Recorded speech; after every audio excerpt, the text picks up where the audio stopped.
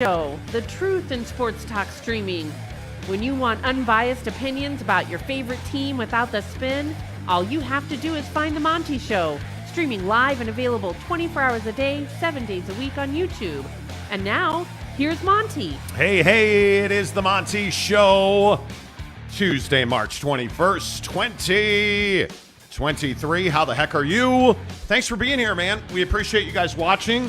We appreciate you guys participating in the show. If you're watching the show right now, give us a thumbs up. It really helps the channel grow.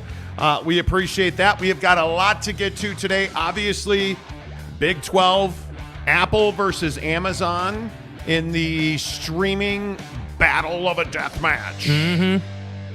We've got that for you. We have also got to talk about this Rick Pitino story is a little crazy because I feel like there is a huge hypocrisy going on with Rick Pitino and one Pac-12 coach. That if you don't know the answer to that, I guess what equation right now, like I'd be surprised. Right. But this feels like a huge hypocrisy. The out and out celebration for 15 seconds of greatness to return to college basketball is incredible to me. Yeah. Like the rejoicing, running out bag of bones, Lou Carnesecca to celebrate 15 seconds of greatness and his hiring as the coach at St. John's is ridiculous. You know why he's called 15 seconds of greatness. Just Google search Rick Pitino, 15 seconds of greatness. Yeah. Trust me, it's remarkable. It is absolutely remarkable. Mike Chase, first one in today. What's up, Mike? Good to see you. Says, my bet is on Amazon. Good afternoon, Monty. Have a great show. Thanks, Mike. Lopes fan Gabe, number 2, says, like button casuals. Appreciate that. C. Kaufman, hey, all. I'll be listening to the show. Appreciate that. By the way, I got to talk about my guy, Cal. Here on the Monty Show, as always, you know, we are presented by The Advocates, theadvocates.com, the best injury attorneys in the business. You hear the word The Advocates, the best injury attorneys in the business. Plain and simply put, right?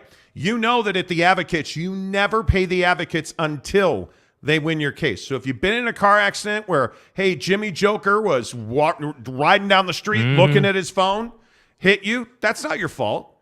Did he run you over on your bike because he was distracted? That's not your fault. Did you get hurt at work? That's not your fault.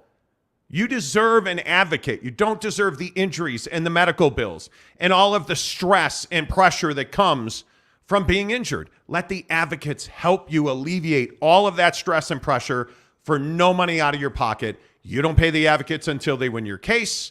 Make sure that you, friends, click on that Talk to a Lawyer 24/7 for free button. There's a button on the Advocates website that says talk to an attorney for free.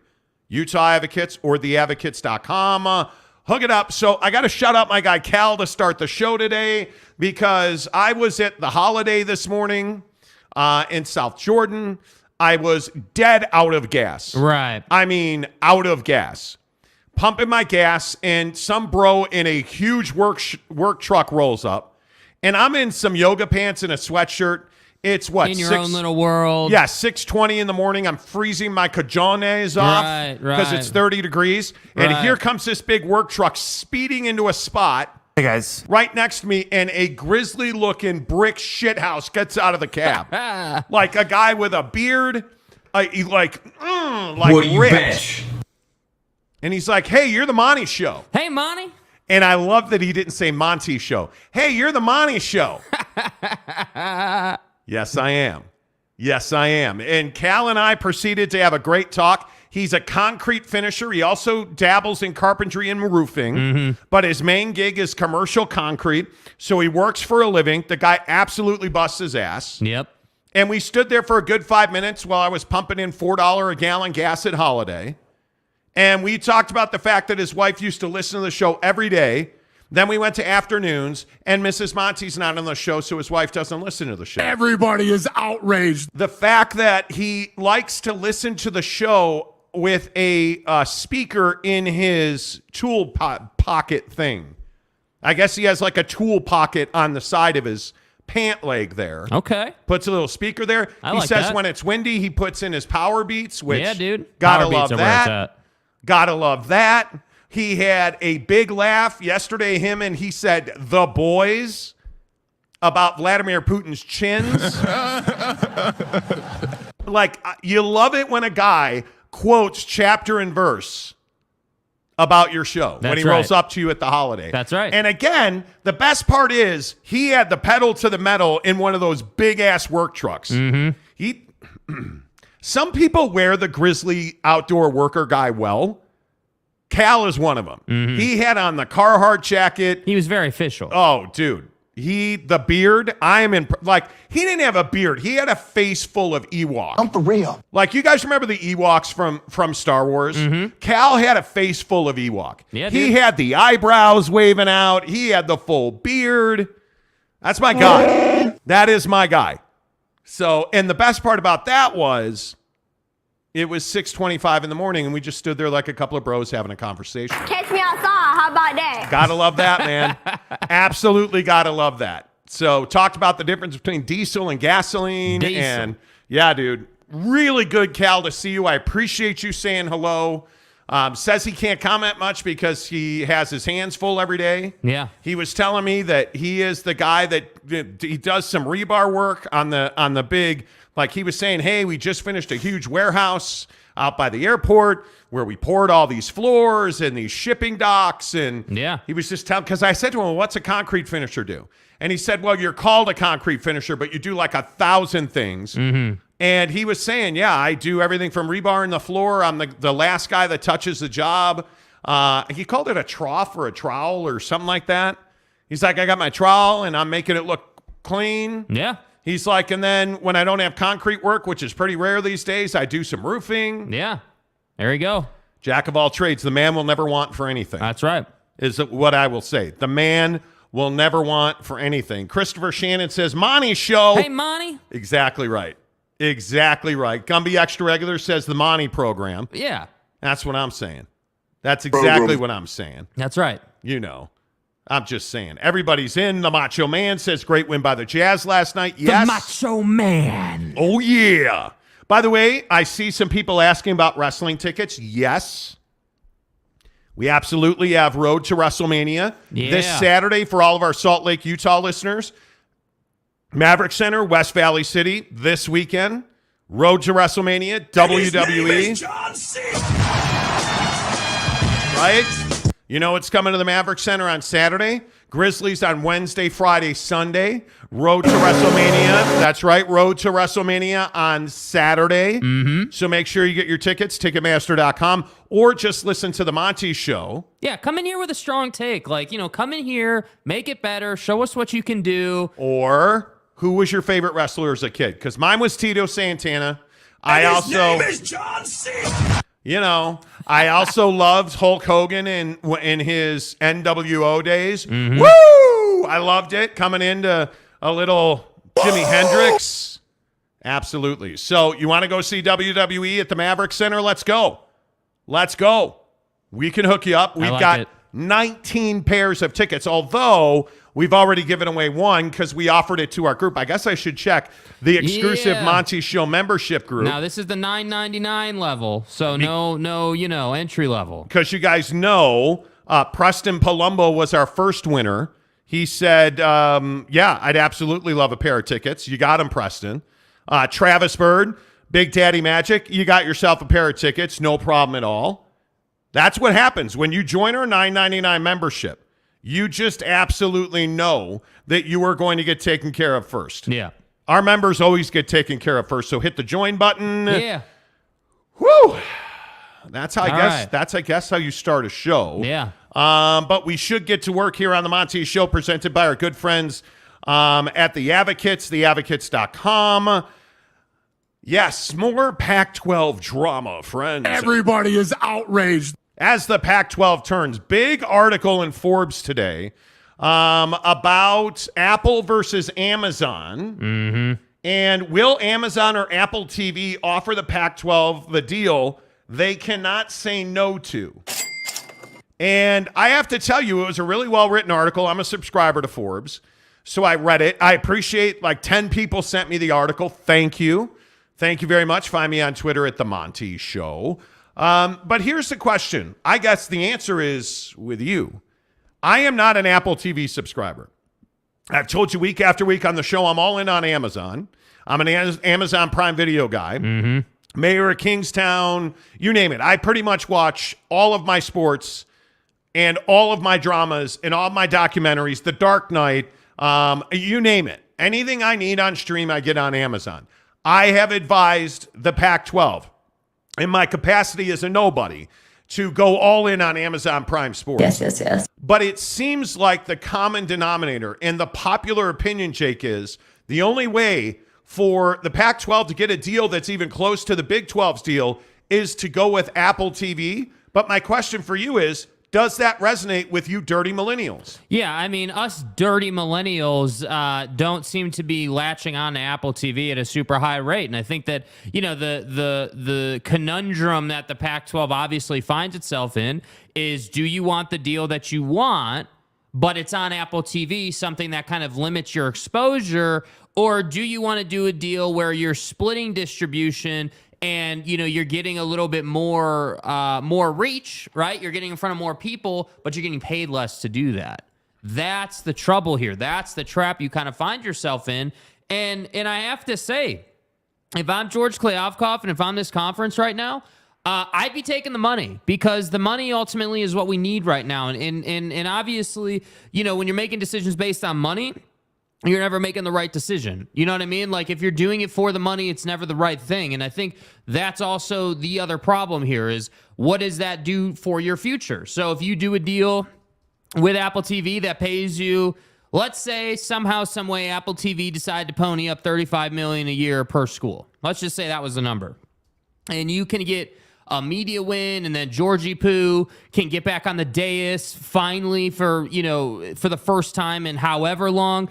He can get back on the dais. He can start pushing the message, if you will, pushing the narrative of the Pac-12. Like, do you want all that? Evangelizing. Yeah, evangelizing, exactly. Do you want all that, or do you want more distribution, because that's going to be healthier for you in the long run? That's the trouble. So do us dirty millennials like Apple TV? I can tell you, as a dirty millennial, I don't like Apple TV. I definitely don't subscribe to it. The MLS definitely didn't make me go to Apple TV, and none of the programming they've released has made me go to Apple TV. But I'm on Amazon. I did have Netflix before I clicked on a link in an email. Like I did, that's what I have. So I don't know. I just don't think that Apple TV gets the job done here. And that to me leaves the Pac-12 nowhere. So the reality is, I don't think you have another choice. That's the issue.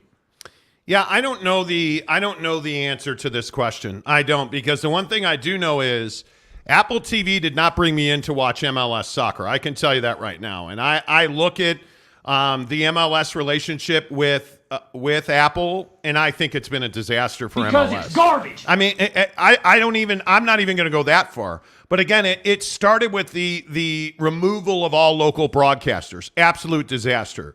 It continues now locally here in Salt Lake City with Bill O'Reilly not being on the call for Real Salt Lake, which means I'm not going to listen to a TV guy call soccer on the radio. It's brutal. Yeah, it's brutal. It is. And David James is a lovely man. Yeah. He's terrible on the radio doing play-by-play for soccer. It's a completely different deal than TV.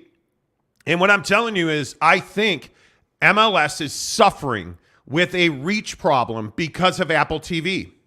Now, does MLB help Apple TV? Probably. Will Apple TV bid for the NBA? Probably. Does that solve the Pac-12's problem? A little bit. And if Apple TV is willing to pay you $300 million, and this is really the question I think you have to answer. If Apple TV is willing to pony up $300 million, is it worth the lack of reach and the lack of linear cable TV, ABC, ESPN? Is it worth all of that for $300 million and to say you're even with the Big 12? Man, I think that's an awfully difficult question to answer. And I think unequivocally the answer is hell no, it's not worth it. And what institutions do you lose to that process? Because we already know Kosei up in Washington is not interested in an all-streaming deal. We already know that President Robbins at Arizona, when commenting on USC and UCLA to the Big Ten, had said it was supposed to be Oregon and USC. So we already know that Washington and Oregon are hungry to get to the Big Ten.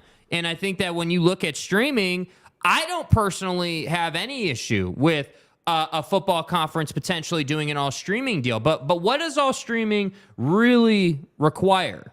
Well, it requires you to do more than just put the game on the tube, right?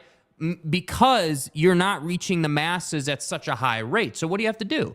Well, you have to put the game on the tube. Then each university would need to get together and create a bunch of behind-the-scenes content to keep people during the week for the first probably 6-8 weeks. Because remember what happened with Thursday Night Football on Amazon. And I think this is a key point. Yes. Thursday Night Football, the only reason that they didn't have to do a bunch of behind-the-scenes content is because the NFL is already putting it out. The Jaguars have a guy. Everybody's got a guy. So you can go and get that content wherever you want to get it. So it was not difficult to get the word out and to say, hey, get excited. The NFL's on Amazon on Thursday night.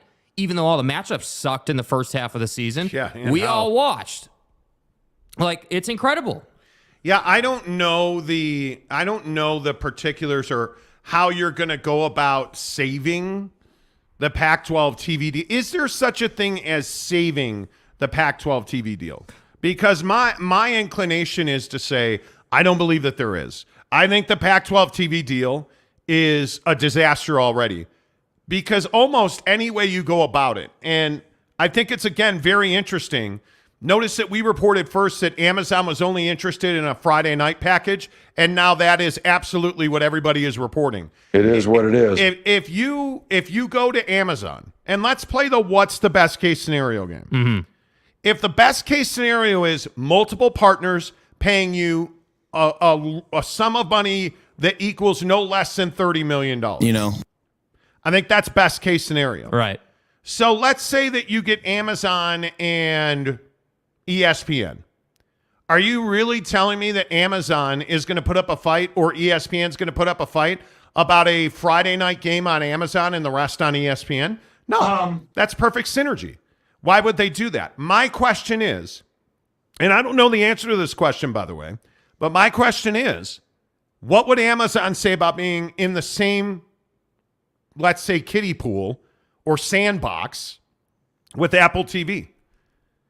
Do you really think that Amazon's going to want to do business with Apple TV and help Apple TV, who is going to compete with Amazon almost undoubtedly in just about every sports streaming contract that Amazon's going to try and acquire? Right.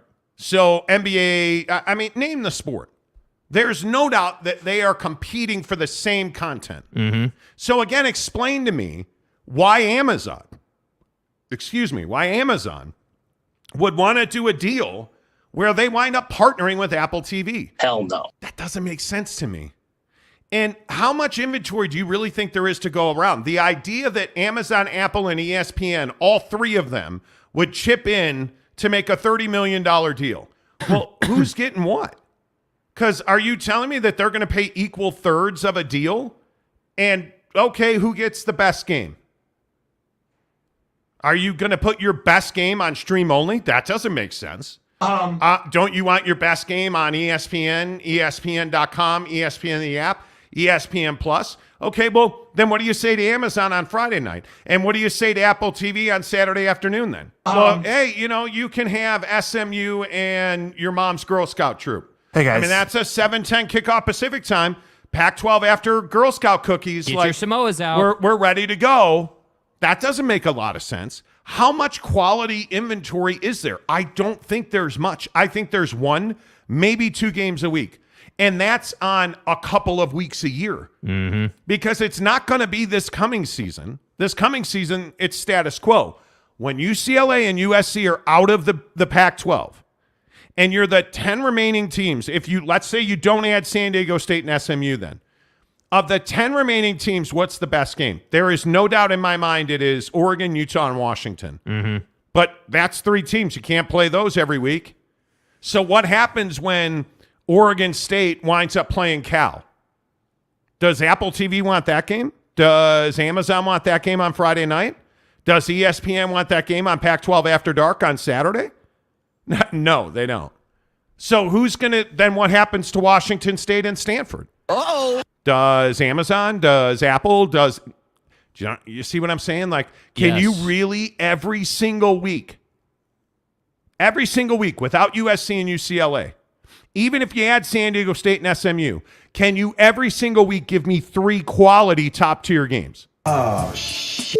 Because I can tell you right now, if you look at the Big Ten, okay, if you give me Michigan and Wisconsin, that's a quality game. Give me Ohio State and Michigan State, that's a quality game. Give me Penn State and UCLA, that's a quality game. Give me UCLA against USC, that's a quality game. Give me USC and Ohio State, that's a quality. Like, there are quality games all over the flipping place in the Big Ten. And let's not even get started with the SEC, because just about every game in that conference is a quality game, right? If you give me Ole Miss, Alabama, Georgia, Auburn, Ole Miss, Texas A&M, Texas, Oklahoma, I got quality games in the East and the West. Falling off of trees, man. Right? So the question is, you want to be equal with the Big 12. Okay. Look at the Big 12. How many quality games a week are there in the Big 12? If we're being brutally honest, from a football perspective, how many quality games are there in the Big 12? Let's just call it without Texas and Oklahoma. Let's call it BYU and TCU. That's 1 million people watching TV. Easily. It's 1 million Especially people. with after what TCU did. Oklahoma State and Baylor. That's 1 million people watching TV. Yeah. Houston and Baylor. Houston and Iowa State. Houston and K-State. K-State and TCU. Like, I can matchmake Cincinnati and Houston. Okay, that's a lower tier game. Cincinnati's a small market. I don't think they're a big draw for the Big 12. Telling you, I don't. Don't discount UCF, dude. But what about UCF? UCF in Houston. UCF in Texas Tech. Because I'm one of the few people in this world that holds Texas Tech to a pretty high bar. Mm-hmm. I believe that Texas Tech brings value to that conference. You can't tell me that Mike Gundy and Oklahoma State are going to suck this bad for this long. Right. So I've probably got, once the expansion happens, I've probably got at least five quality games a week in the Big 12. So get your facts straight. So again, I just ask you, if we go to the Pac-12 and we say Colorado, Stanford, how many people are watching that game? Probably not 1 million, but I would say it's up there. 600,000? Yeah, probably. Okay, Prime's first year. let's say Arizona State and Colorado. Okay. Yeah, that's over 1 million. Let's say Arizona and Oregon State. Yeah, that's not getting watched. That's not a heavy hitter. Okay. So let's say Oregon and Colorado. Big national game. If again, TV deal, right? If you had a normal TV deal, that'd be a national game of the week on FS1. Washington State and Arizona State. Yeah, that'll get views. Okay. So you're saying that, let's say you can make 4 quality games a week. Yeah, probably. And let's hope that Arizona State comes back to life, right? Mm-hmm. Let's hope. I think you have to hope that Oregon State stays on this trajectory with their new facilities. I think you have to hope that somehow Washington State comes to life. And this is ultimately the question. How long is Deion Sanders a thing? Because this is what you have to ask yourself. How long is Deion Sanders a thing? He better win games. Yeah. And he better win games. And even if it's not this year, they better be going in the right direction, right? In 2 years, a year from now, they better be recruiting their asses off, and they better be ready to win games. Facts. Because he's not going to get 2 years to suck like everybody else. Carl Durrell has sucked at Colorado. Yeah. And I don't think he will. But what I bring this up to say, I think there is an enormous amount of pressure on Deion Sanders to be a draw in the Pac-12. And I'm being serious. Yeah. I think there's an enormous amount of pressure on Prime. Yeah, I mean, I think that Prime is one of those guys, though, that is magnetic. I mean, I think that's sort of the beauty of the situation. You're absolutely right. There is a bunch of pressure on him. But at the same time, Prime's had a bunch of pressure on him since he, popped out of the womb. I mean, the guy has been Mr. Expectations since however long. I mean, you know what I mean? So, yeah, I do. So for Prime, like, I think for him personally, I don't think that pressure is like a negative thing or like weighing on him. I think he understands, just like anybody else here, that there are expectations. But I also think for him, he feels like, okay, if I set a standard and I do my job to the level that I know I can do it to, we're going to win games. Are we going to win the Pac-12? No, probably not in our first year. But I'm telling you guys, I will die on this hill, man. I believe they will be a 500 team. They may not be one game over 500, but if he's just 500, and really, if he's just in 9 out of 10 games, if it's last possession, one possession type football to the death all year, that's all he's got to do. I'm telling you, the hype train, I think, ratchets up the pressure. And pressure is always self-actualized. I'm a big believer that pressure or, any kind of stress you are feeling is always self-created. It is, I think Deion Sanders doesn't care. But I would caution you, the hype train at Colorado is massive. Yeah. And he hasn't coached a game. He hasn't coached a game. They just started spring football, and he's already kicking dudes out of the locker room out of the weight room for wearing white socks when anybody else is wearing black. He's instilling discipline. I think he clearly has brought in better talent than they had. I am not ready to say, Deion Sanders, he can carry the conference. Yeah, I think that's a lot to say. Well, but I think that's what the hype train says. Well, the hype train can say whatever the hell he wants. I'm coming. But I'm coming to me doesn't. You're right. I'm coming can be taken out of context and can be turned into I'm going to carry the whole conference. For me, when Deion says I'm coming, it's more about, hey, your ass better be ready to either hop in the portal or wear the right socks today. Yeah. Yeah, I don't know, man. I think this conference has a real challenge to put up 4 strong games a week. Yeah, I would agree with that. And I really do. And I, again, because we're hoping after last year, looking at the standings, you're hoping for Colorado. You're hoping for Arizona State. I think Arizona State's vital. Yes. You cannot either lose Arizona State and they cannot sputter for 5 years trying to rebuild a program. That just cannot happen. And Dillingham's already got 37 quarterbacks who want to be his number one. So he's done a good job bringing in talent. But what's Arizona? Is Jed Fish going to take them to the top of the conference? Maybe. I don't know.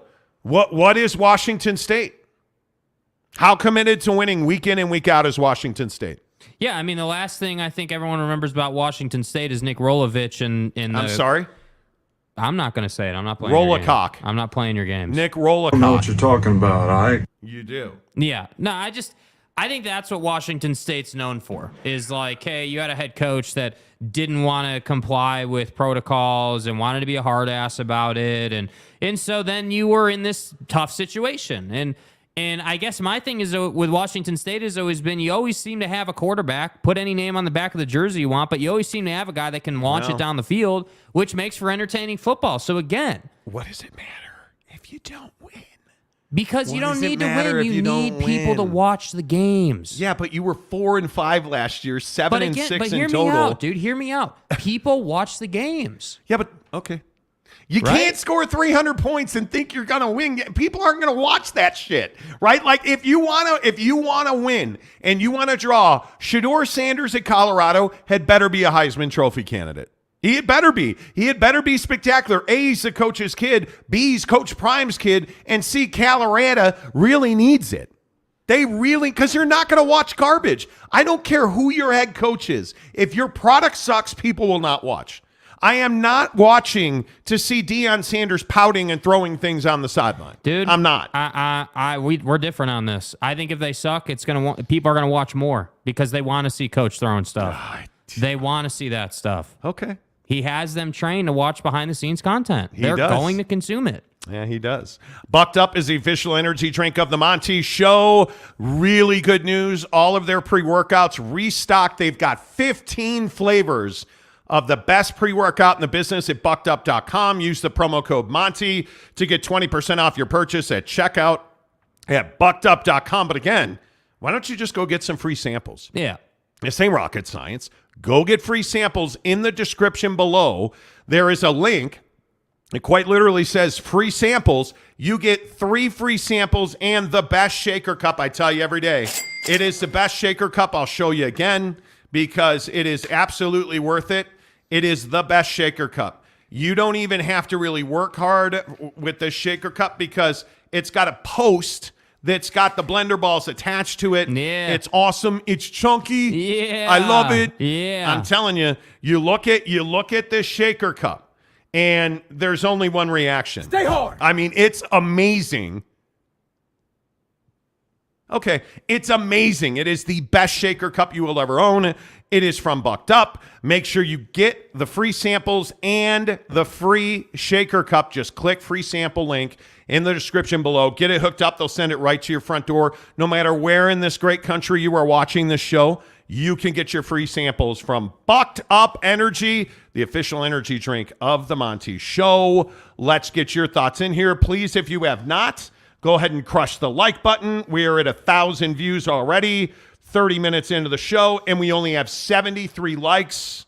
Let's go. All 384 of you watching, hook it up. Daniel Whittlesey, D-Dub. What's up, D-Dub? Hey, D-Dub. Cincy is the 36 TV market for what it's worth. That's what I'm saying. And I think Cincinnati's biggest problem was they did not perform when they got their chance. Yep. And now your head coach is in Wisco. Luke Fickell bailed to be a Badger, which is cool. Now it's proving time for Cincinnati. Mm-hmm. Are you an also-ran? Are you a basketball school? Or are you going to bounce back? The name of the game. Are you going to bounce back and win football games? I think that's a big deal. Bob Holsey, a member of the show, what's up? There are plenty of high bars at Texas Tech. Don't even get me started. Christopher Shannon, Iowa State versus BYU, $3 million plus. Could be. I don't know that $3 million gets it done. Ames and Provo. But BYU does have a national audience. Yes. I mean, yes. I think they've proven it at ESPN. Over and over again, that dude. You put BYU on TV, two things are going to happen. You're going to get 1 million people to watch. If it's on the road, they're going to travel their fans. And it's usually going to be a very competitive football game.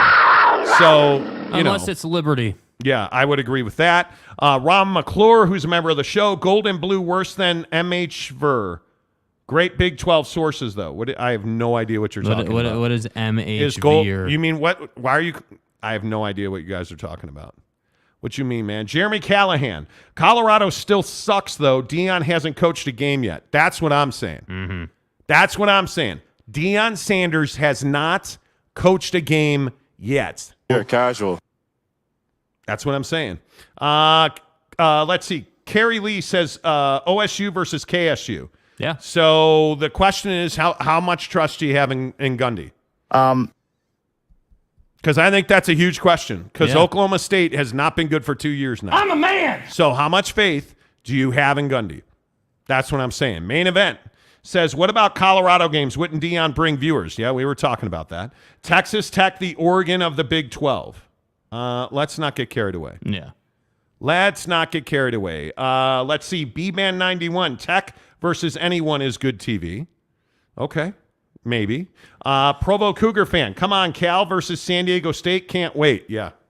Well, and that's the problem. Does San Diego State move the needle for TV?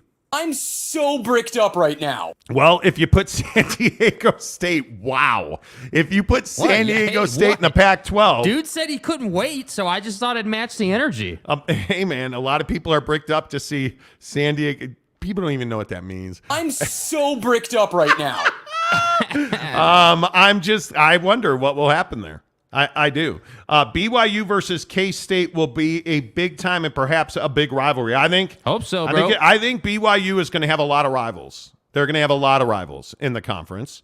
Gumby, extra regular, a member of the show, the Oregon State University. Viva! I'm telling you, Reser Stadium is going to be lit. Yeah. It is going to be lit. And Donuts, a member, says 5-7. That's unacceptable, Deion, bro. 5-7. It's unacceptable. Oof. That's rough. Unacceptable. That is rough, dude. Ron says, lots, take them seriously. Maybe I'm just along for the ride on the show. Ron, how are you doing, bro? You've been ingesting some things you shouldn't be? Bonehead says 3 years for Prime.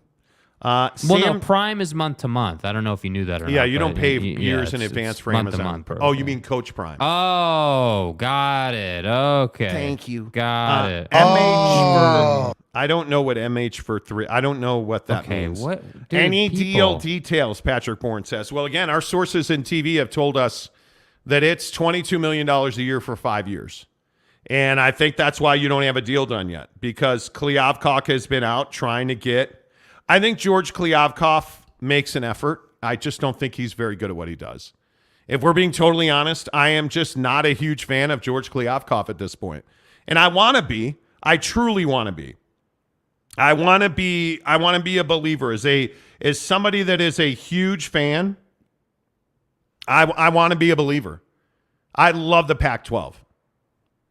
Not for long, because I don't think it's going to make it. MHVER is a Twitter account in Charleston, West Virginia, that has a private Twitter account. Oh, God. With 18,000 followers and is regularly on Cougar Board, which tells you all you need to know.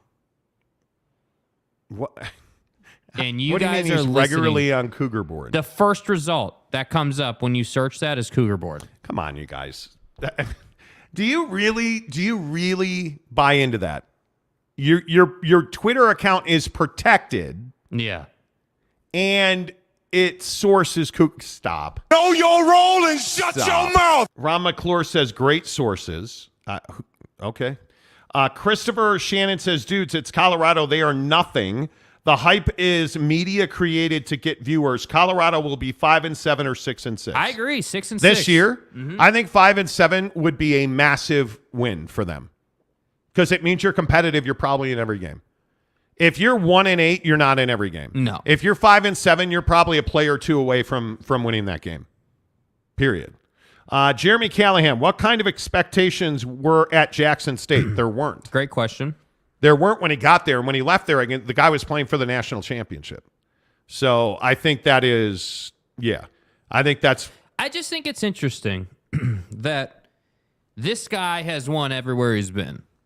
But because he hasn't been at a D1 program yet, we're saying that he isn't proven.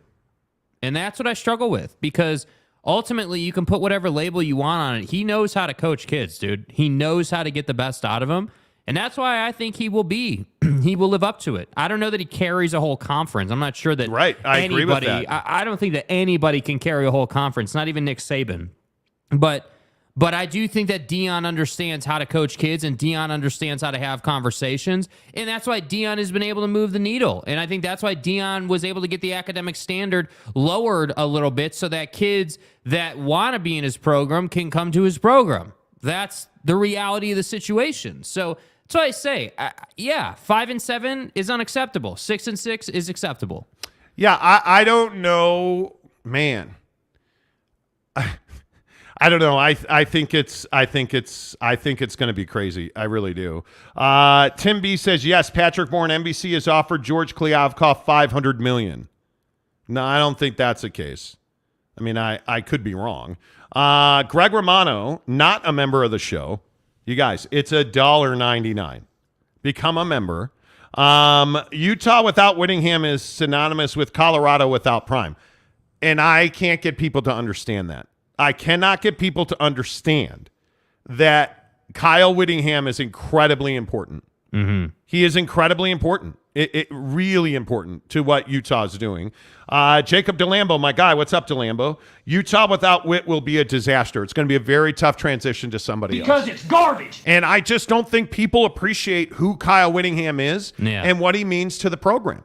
I don't think people understand the road that guy has traveled. Yeah, they don't. I don't think people understand that Utah football was in a really difficult spot probably 5 times. And he's navigated his way through that. Yeah. When you're talking about players getting killed, you're talking about recruiting issues, you're talking about NIL issues. He has navigated all of that to win 2 conference championships back-to-back and 2 back-to-back Rose Bowl trips. Yeah. I don't know what else he needs to do. Oh, that's right. Get into a conference with a TV deal. Yes. That's what he needs to do. Facts. Chris P. Colorado goes to the Pac-12 championship game and loses, calling it already. So you think Deion Sanders is going to take Colorado to the Pac-12 championship game already? That's incredible. That is incredible. If that happens, I don't even know. Yeah. I don't even know. Yeah, it'd be wild. I don't even know. Zayman says, I'm an Apple phone man, but I'm not buying Apple TV to see Cal and Stanford or when they leave the PAC, paying to watch Arizona versus Washington State. Because it's garbage. But that's the point. Yes. That's the point. Precisely. I don't know how you reconcile paying like MLS again. Yeah. And if you're not a soccer fan, you probably don't even know that Major League Soccer's TV deal is 100% on Apple TV. You have to not only subscribe to Apple TV, you have to pay a fee above and over that to get MLS games. Yes. And it's not cheap. It is, depending on your level of subscription, it's $99 a year or $79 a year. Who's paying that? For Major League Soccer. Who's paying that? I don't know. What's going to be the upcharge if you want to get Pac-12 football? Don't you know who I am? Do you immediately get Pac-12 football and basketball if you buy one or the other? Like, that would be the real problem. Reach is going to be a problem. Jayhawk Scott says, isn't today Canzano's Domino Day? I don't know what Canzano's Domino Day is. The problem with media in the Pac-12, and I think John Wilner has gotten away from it a little bit, but John Canzano is 100% a Pac-12 man. They have their hand in his pocket. Mm-hmm. There's no other way to say it. John Canzano writes what they tell him to write. Yeah, well, I mean, it's why all these guys go on his pod and don't say anything. You know, like, you notice that, right? Like, they'll go on. Kliavkoff has been on. A number of other people have been on. But they never really say anything. Like, they kind of talk about it. Most of the time they talk around it. You never really get, hey, like with again, you know, President Randall was on Bill Riley's show, or was it yesterday? And Bill asked a direct question, like, basically, have you had talks with the Big 12 or whatever?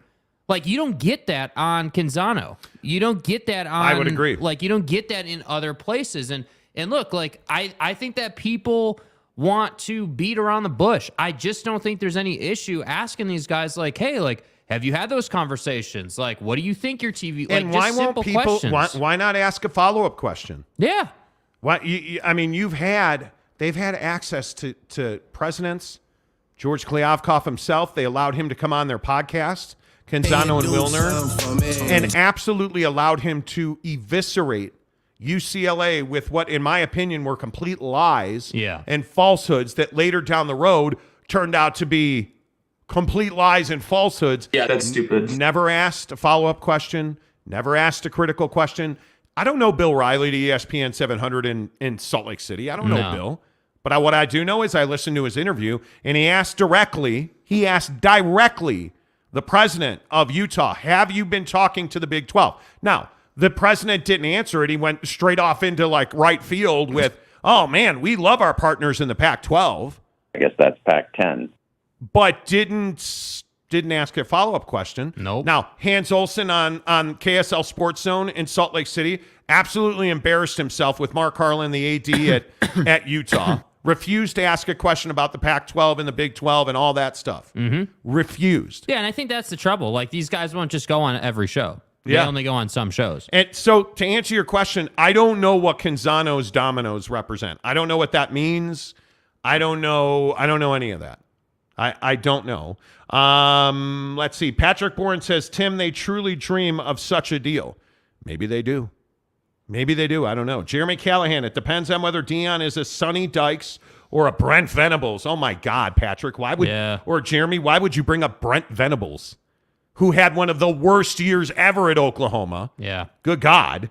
Some overhauls are fast. Other rebuilds are from the foundation. But I'm telling you, I the don't know. question is, can you compel talent to join you from the transfer portal? Yes. Lincoln Riley did it. Brett Venables did not. Deion Sanders clearly has done it. Is he going to win? Is he going to compete for a conference championship the way that Lincoln Riley did? Probably not, because I don't think you're going to have a quarterback the caliber of Caleb Williams. I really don't. But will your defense be better? Everybody's defense is better than USC. Well, right? Yeah, I mean, you're not wrong. But seriously, but that's what I'm saying. Everybody like, is. I don't know. I don't know how I'm so different on this. I just think it's funny that we're quick to be like, oh, he's unproven. He's not unproven. He's shown me everything I need to see as far as how to coach a program, which is, hey, you got to get your kids in line. Yes. Notice nobody at Colorado, is out with weed in their trunk and getting pulled over. And let me play you this, because I think this is a really good point by you. The hypocrisy. It's incredible. 15 seconds of greatness. Rick Pitino got hired at St. John's today. Yeah. Even though he is not, it's not even accused of, he as much testified to the fact that when he was at Louisville, he had sex with a woman outside of marriage. That woman got pregnant. He gave her money for an abortion, and then she tried to extort him. But he got hired today at Louisville. Listen to what he said. Listen to what Rick Pitino said about players at Louisville. Well, the one thing I want to be honest with, a lot of players probably won't be back on this team because they're probably not a good fit for me. With me, probably not a good fit for me. Does that sound remotely familiar? Just the sake of my voice, the commitment to excellence, that there's not going to be any more mediocrity, period. Okay. Some of y'all that really got it, that really want it, and really deserve it, and you got to play beside a fool that don't want it, don't deserve it, they don't even love it. I promise you, it's my job to get rid of it. Okay. Oh my God! I can't. Deion Sanders, you will not talk to players like that. Rick Pitino, let's go. Like that's what happened to the people. Like, oh my God, St. John's is back with the coach who paid for an abortion after banging a chick, mind you, in an Italian restaurant, and he claims it lasted 15 seconds. Right? He claims he knocked it so far out of the park it only took 15 seconds. And then he shows up and he says... Well, the one thing I want to be honest with, a lot of players probably won't be back on this team. Because won't be back. Won't be back. But Prime says, I promise you it's my job to get rid of you. And the world stops pinning, and he's a terrible person, and I can't believe you'd speak to those kids like that. Oh, my God. How could he pray with his team? But Rick Pitino's a hero. It's Deion Sanders. It's a double standard. It's a hypocrisy. It's absolutely ridiculous to me that today a bunch of people are celebrating. Jesus. A bunch of people are celebrating because Rick Pitino, and his name is forever 15 Seconds of Greatness. Mr. 15 Seconds of Greatness is back at St. John's. But now, or at St. John, excuse me, but now Deion is terrible for speaking to kids like that. And by the way, because Mr. Pitino was able to move on and get the St. John's job, now Buddy from FDU is taking the Iona job, and everyone's like, oh my God, what a great jerk. Story. I can't believe he left. I can't believe it. Like, yeah, you have that too, which is absolutely incredible to me. How could you leave? How could you leave? How could you leave? How could you believe Farley's fairly they're Dickinson. They're partially Dickinson. Wait, are you talking about Fairleigh Dickinson or Jackson State? Because I'm confused. Exactly right. There shouldn't be a double standard here. This guy's proven everything he needs to prove, and he will be a winner. I don't know if that's year one, but I can guarantee you he's going to do better than the academic nerds out at Stanford. He's going to do better than Buddy Jetfish at Arizona because he can recruit. He can get the people out of the portal. He can get the academic standard lower. Earn people's imagination. It's incredible, He dude. can earn people's imagination, just like Jason Cub's dad can do, because... Let's go. He's a new member of the show. Get it going. He's a new member of the show. Oh, God. Charlie Piazza, not a member of the show. Okay, first of all, thanks for the tip. Gives us a $20 tip. Okay. To say, you guys said yesterday if Utah left, they could work. They couldn't. You guys said yesterday if Utah left, they couldn't work with Stanford on research projects. No, I never said that, dude. Never said that. Not once have I ever said that. You can pay $20. That's cool. But I never said that. Yeah. I never said that. Does that mean UCLA and USC can't work with Pac-12 schools anymore? I never said that.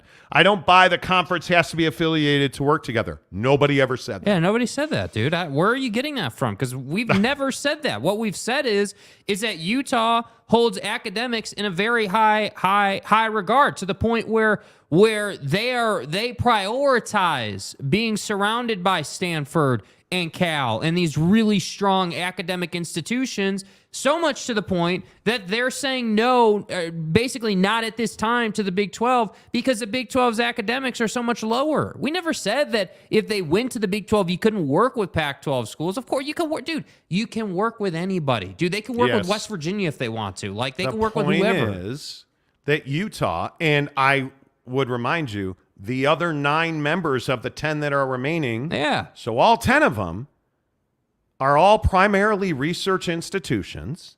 Stay hard. And when you look at schools that they have not let in, I think a very valid point is that if you're not a research institution, why would they want you in the Pac-10, right? And I think if you are Utah, the reason you don't want to leave that group is because you can say, hey, look at my neighbor over there at Stanford and Cal. Right? Instead of, oh, look at my neighbor. It's West Virginia. They're cleaning coal with brooms and hoses. Isn't it the old adage, right? You want to be the ugliest house on the nicest block rather than the nicest house on the worst block? Yes. Like, it's that old adage in real estate. And I think it's not a difficult concept to understand. I disagree with the concept based on the position you're in. I agree too. But that doesn't mean that it's unfounded what their opinion is. I can respect President Randall's opinion or Robbins or Cosse's. I can respect your opinion on it. I disagree. I think you should make the jump. I think Utah should lead these 4 corner schools into the Big 12 and be on the forefront, but they don't want to do that. And I understand why, but I disagree. I just don't understand. And again, this is just me. I don't understand why this thing with academics is tripping so many people up. I really don't get it. And I would love to understand it. I don't. I would love to understand why there is so much trouble grasping this. Yeah. Because it just doesn't make a lot of sense to me that people cannot figure out that Utah, who, by the way, we have it exclusively on this show, that Utah told the Big 12 after extensive conversations that included back channel conversations. We were told Tom Homo helped facilitate conversations, provided information to help Utah understand what their positioning would be, all of that. That Utah and the Big 12 talked about revenue shares and money and financial positioning, all of that. Yeah. And Utah said, ultimately, at the end of the day, I believe we had this last Friday or last Thursday something, Utah told the Big 12, hey, we don't see ourselves as an academic fit in this conference. We are concerned that we would lose academic revenue, educational revenue. So at this time, we are not interested in joining the Big 12. And if you want to say that we have sources, don't have sources, I'll just refer you back to the comments that President Randall made on ESPN 700 in Salt Lake City yesterday. I think first things first, we feel like there's still tremendous value in the 10 teams remaining in the Pac-12. I guess that's Pac-10. We have a strong set of brands. The way I think about the value of a league is you've got to have, what comes out of the value of these contracts is really 3 things. First, you got to have strong brands, which we have. The second is you got to make an argument that these brands are actually going to win and create great matchups. And if you look at our league next year, I don't know what your predictions are for the top 25, but I think even leaving SC and UCLA out, you've got 4 teams that are probably ranked in the top 25. So anytime you have top 25 ranked teams playing, that creates viewership. So our value goes up there. And then the final big component is, do you have the right distribution for your games? Are you talking to the right media partners? And we're in the middle of negotiations. I can't reveal much about those, but I'm confident we have the right people at the table. I think they're seeing the value in our league the same way that we are seeing it. I mean, it's not rocket science. Mm-hmm. They want to stay in the Pac-12. They want to be affiliated with Cal and Stanford. I totally understand that. And I think a lot of it is people don't understand the money. We're talking about billions of dollars. And I'll be the first billions. to say, I don't quite understand how it is exactly, like the exact precise mechanics of how you would go about losing a good portion of those billions of dollars. But what I do know is that all they care about is the P&L sheet and their academic standing. Those two things are all they care about. Now, all I care about is Kyle Whittingham's legacy at Utah and making sure that Cam Rising and Brant Keithy get in as close to the national championship game as they possibly can. That's what I care about. That's probably what you care about. Yep. But that's not what they care about. And I think people don't get that. I think the important thing to point out is collaboration is key in research and education. It is what makes the world go round. When you can, when you have kids that, where one of the things that, I was talking to somebody about the other day is credits that transfer, right? Like, hey, if your kid went to, Cal Poly Technical Institute of Rubber Making, you're probably not getting into Stanford. Here's what's going to happen, Tonto. If you got your undergraduate at Stanford, you can pretty much go write your degree program, your master's program, you can get into any school you want. And that makes sense. And so when you're in the Pac-12 and you have all of these schools and you want to make doctors and lawyers and like there's a relationship there, it's easy. So I don't think this is that difficult. I don't. I want to play the second bite as well from President Randall at Utah on ESPN 700 in Salt Lake City yesterday. Listen to this answer when he was asked about joining the Big 12. We are in solidarity with our Pac-12 president peers. We are working to get a deal that's beneficial to all of us as a conference. That said, we certainly think the Big 12 has put together a great conference. They're a great set of schools as well, but right now we think staying in solidarity with our Pac-12 schools is the right place to be. So the exact same answer every other president who's done an interview has said, hey, man, we like the Pac-12. We like where we are. But, man, that Big 12's got something going on. We respect those guys, but we like where we are. So you're not burning any bridges. You're not committing to the Big 12. You're not burning your bridge with the Big 12. Like, this is just not that difficult. Well, and it's incredibly clear that these presidents and athletic directors, because it is the ADs as well, got together on a call at some point, had a conversation and said, hey, now that we've made this decision, we need to publicly come out and be on message. So they don't say word for word the exact same thing in its entirety, but what do? Well, they essentially send the same message, saying it the same way, just with different words. And that, to me, is what's really stood out the last week for all of you who are joining our show to get the most current news on this. That's what's really standing out to me. This group in the Pac-12 has come together and said, okay, we're saying not at this time. We're not saying no. And now we need to tell the world that. And by the way, we're close to a TV deal. And the other thing I think is so fascinating is anybody out there in the universe that's putting out updates every single day, that is the number one sign that they don't have sources or they don't know what they're talking about, because there's not updates every day. These people are not on the phone every single day talking and decision. Like, do you really think they're making decisions every day about the Pac-12's future? No. There aren't decisions to be made every day. There's not. They talk weekly. A lot of these guys have phone conversations back and forth. But when you get on Twitter and you see, oh, this guy has a tweet every 6 hours or every 3 hours, or if you see people, like, it's just not the way the process works. Yeah. It's not the way the process works. Adam D. Oh, a fitting name for pulling it out. Let's go. Hey, Adam D. Everybody welcome Adam D. Adam, good to see you. Appreciate you being here. Andrew, who's a member, says staying in the Pac-10 is not the best for student athletes. Potentially not. Ute Fan, who is not a member, says this is laughable. Strong brands that are waiting to exit the back door when the Big Ten invite comes. Yeah, dude. I think there's a lot of that and I think, going on in this conference. I really do. You know, for Utah fans, I think the thing you got to be, I'm not going to say scared about, but I think it's got to be on your radar at least. It's got to be on the back burner at least, is that if the Big Ten does come calling and they're not interested in Utah, which is a real possibility, and the Pac-10, 12, 20, whatever you want to call it these days, burns down, that doesn't leave Utah in a great place. And that is something that I've maintained needs to be a valid concern over the next 2 years, because I think there's a possibility that happens. Yeah, I agree. Tanner Plummer says negotiations were short. If you know, you know. Exactly right. Exactly right. Yeah. This hour of the show presented by our good friends at Papa Murphy's Pizza. Make sure you use the promo code Monty25 when you order your Papa Murphy's Pizza in the Papa Murphy's mobile app. I love the mobile app, you guys. It's super easy. You download it on your phone. You can order a pizza.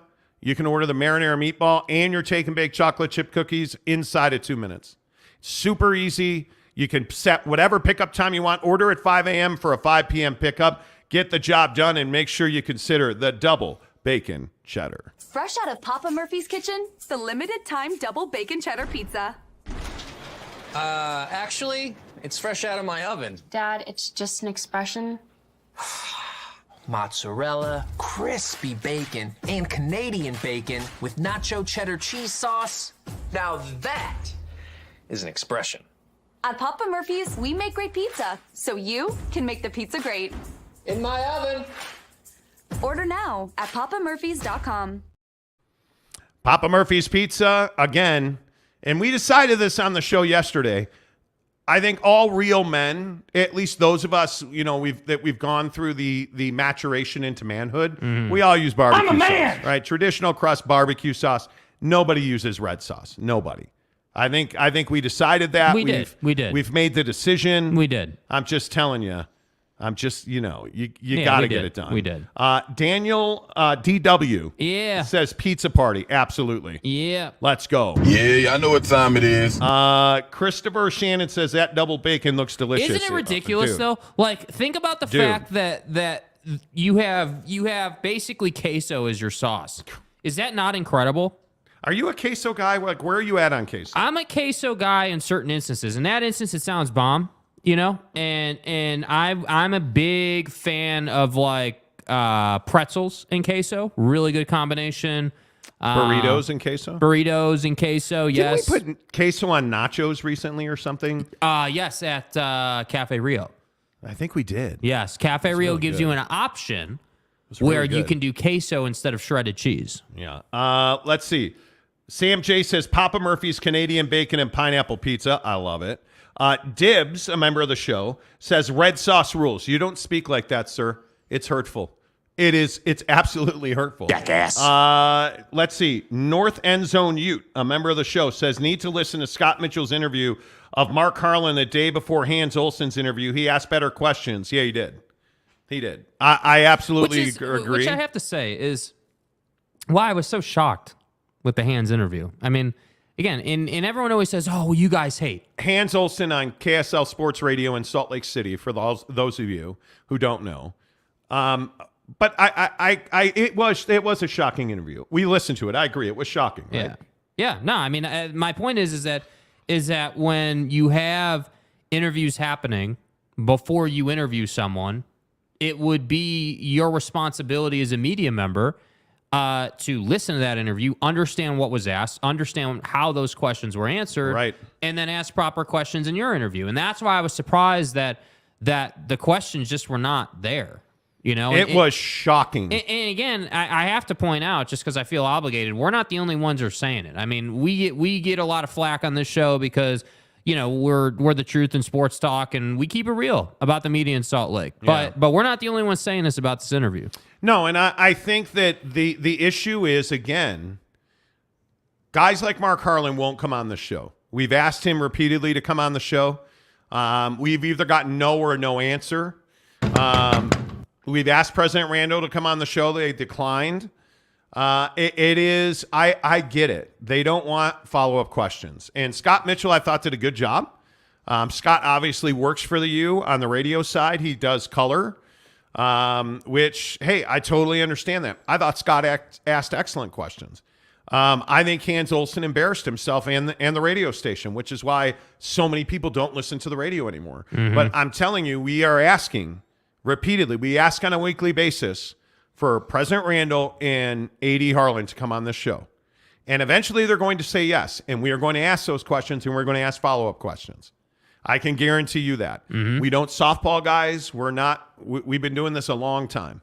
We have no relationship. Those of you who've been on this show for a while understand that our bottom line is we are unbiased, we are unattached, and that gives us the freedom to ask the questions that need to be asked. Yes. But when they refuse to come on the show because they know that's going to happen, there's not a lot we can do about it.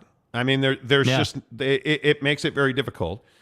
Joshua Mose says Papa Murphy's white sauce has not been talked about. Amazing. They're amazing. Their white sauce is amazing. I am so bricked up right now. I'm talking about that. Man, you love that. You love that. Zachary Hendrickson. God, barbecue sauce on pizza? Y'all are just gross. Renee Roca says smoked queso is the bomb on a smoker, not on a pellet thingy. But how do you go about it though? Like, do you hand make the queso, or like, what is your? And I'm being serious. Like, how do you go about it? Because I've heard people talk about smoking queso, but are you doing it in a cast iron? Are you like, how do you? What's your cast iron? You know, but you know what I mean. Like, what do you? Are you like what? How are you doing it? I am never going to be the guy that hates on cast iron. Cast iron is awesome. I can tell you that right now. Yeah, I can tell you that right now. Yeah. Right now. By the way, for all of our Salt Lakers, our Utahers, our Utah counties, are you guys wanting to go and see WWE? Road to WrestleMania is this Saturday at the Maverick Center. Now, again, remember at the Maverick Center, Wednesday, Friday, Sunday for Utah Grizzlies hockey against Cincinnati, the Cyclones in town, with Andrew Nielsen, who used to be, like last week, a Utah Grizzly and then got traded. So he's back with the Cyclones. And then Saturday is Road to WrestleMania, WWE, right here in the Maverick Center. So if you want to go, all you have to do is comment about your favorite wrestler. Mine's Tito Santana. Kerry Von Erich has to be in the conversation. And his name is John Cena. You've never even seen John Cena wrestle. Yes, I have. No, you haven't. Yes, I have. Loser. I'm unfamiliar with it. Yeah, you are. I'm not a John Cena guy. I'm not too familiar with that. It says ranch dressing on ice cream. Stop. Dude, what are you doing? Stop. What are you doing? Stop. Brent Burnett, a member of the show. Let's remind Monty that the Jazz played Doak. Shockingly, they played Doak and the Jazz won. True. We'll talk Jazz basketball in an hour. No doubt about that. Big Reed says it's called access journalism. Canzano, Olsen, Stuart Mandel, etc. Well, I like Stuart Mandel. Henry Ginder says, hey, Monty. Henry. Excuse me, Henry. It should How be, are hey, you? Monty. Hey, How Monty. are you? Hayabusa, another day of Pac-12, indeed, because it's a big story. But What do you want me to, again? Like, we talk NBA. It's just later in the show. What is it you guys want us to talk? If we're not talking about, and the big story today here on the Monty Show presented by our good friends at The Advocates, UtahAdvocates.com, TheAdvocates.com, best injury attorneys in the business. And again, a lot of people ask me about do they or do they not do workman's comp? Absolutely. If you get hurt at work, please do not trust the company. Stand up for yourself. Get somebody who will fight for you. That's The Advocates. Workman's comp is a shark-infested water, my friends. Get somebody who has experience. The Advocates at theadvocates.com, UtahAdvocates.com, where you never pay a retainer, a consultation fee, nothing. In fact, did you know on their website, theadvocates.com, UtahAdvocates.com, you can chat with an attorney live online 24/7 for free. That's how confident the Advocates are they can represent you. You do not pay the Advocates until they win your case at theadvocates.com. But you tell us, what do you want to talk about? Because I think this Pac-12 story is absolutely vital. Yeah. It is absolutely vital. CJ Vance says, hey, Monty. Hey, Monty. CJ, good to see you. Andrew, a member of the show. Cornhole would be an interesting topic. Good coverage on ESPN. I'm surprised nobody said pickleball yet. If one more person tells me pickleball, I am going to lose my mind. I'll drop that mother. Lose my mind. Main event says my wife almost filed for divorce after I put the cast iron in the dishwasher. Dude, what are you doing? Are you kidding me? Bro, what are you doing? Are you kidding me? Dude. Gumby Extra Regular says Repo Man. Chad Masters says Hulk Hogan was great, but Hollywood Hogan was awesome. Oh, my God. And just the fact that he used Jimi Hendrix as a walk-up music. This is fucking America. Forget it. I'm telling you. Yeah. It's exactly what you're looking for. Yes. It's exactly what you're looking. Hollywood Hulk Hogan, yes. Jet Wayman, I would love to go. Unfortunately, I'll be working all weekend, 16-hour days for the win. Let's go. Dude, you're grinding on it, man. Let's understand. go. I understand, dude. Luis Capazzo, DDP, baby, was my favorite wrestler. Let's go. Let's go. DDP, Diamond Dallas Page. Yes, sir. And he is a fitness fanatic. The Nye Guy, where have you been? The Nye Guy is back. Nothing was better pizza-wise than Pizza Hut back in the 80s and 90s. The cafe was amazing. Yeah, but now Pizza Hut is terrible. Yeah, Pizza Hut's garbage, dude. It is. I can't. Terrible. I mean, you're No. See, here's the problem. Once you eat Papa Murphy's, you're done. Yeah. It's over. Because I can't eat Papa Murphy's and experience such a great time and then go back to, Pizza Hut and, Domino's. I mean, that's just not going to work. Yep, I agree. Jacob DeLambo, the Kyrie snub of Brooks last night was hilarious. It was. It absolutely was. Yeah. Awesome. Clayton Keon said, Clayton, how about CK? Says Sting, yes. Sting. The Stinger Splash. Let's see, Mapes says The Rock is the people's champion. Looked at going Saturday, but it was too pricey for a house show. Mapes, you're a member of the program. You're in the exclusive chat, bro. You DM Jake, you're in. And this is such an... You've got tickets. Dude, Mapes, who do you think you're dealing with here, man? We know people. We got you covered, bro. Like, what do you think this is, dude? Dude, you're the... What is the point of paying $10 a month if you're not going to DM me asking for tickets, dude? Yeah, Come on, be better. You're the janitor at the Monty City Hall. I mean, Mayor McCluskey's your guy. Yeah. You have friends in high places. Like, for instance. Absolutely, Mapes. We're happy to hook you up. You want to go. Let's do that. Robert Larson says Ultimate Warrior was awesome. He was. May he rest in peace. Jerry Davis, Andre the Giant, Mr. Wrestling 2, Ricky Steamboat, Dusty Rhodes, The American Dream, Blackjack Mulligan, Ernie the Cat Lad, Jake the Snake Roberts. Jake the Snake Roberts.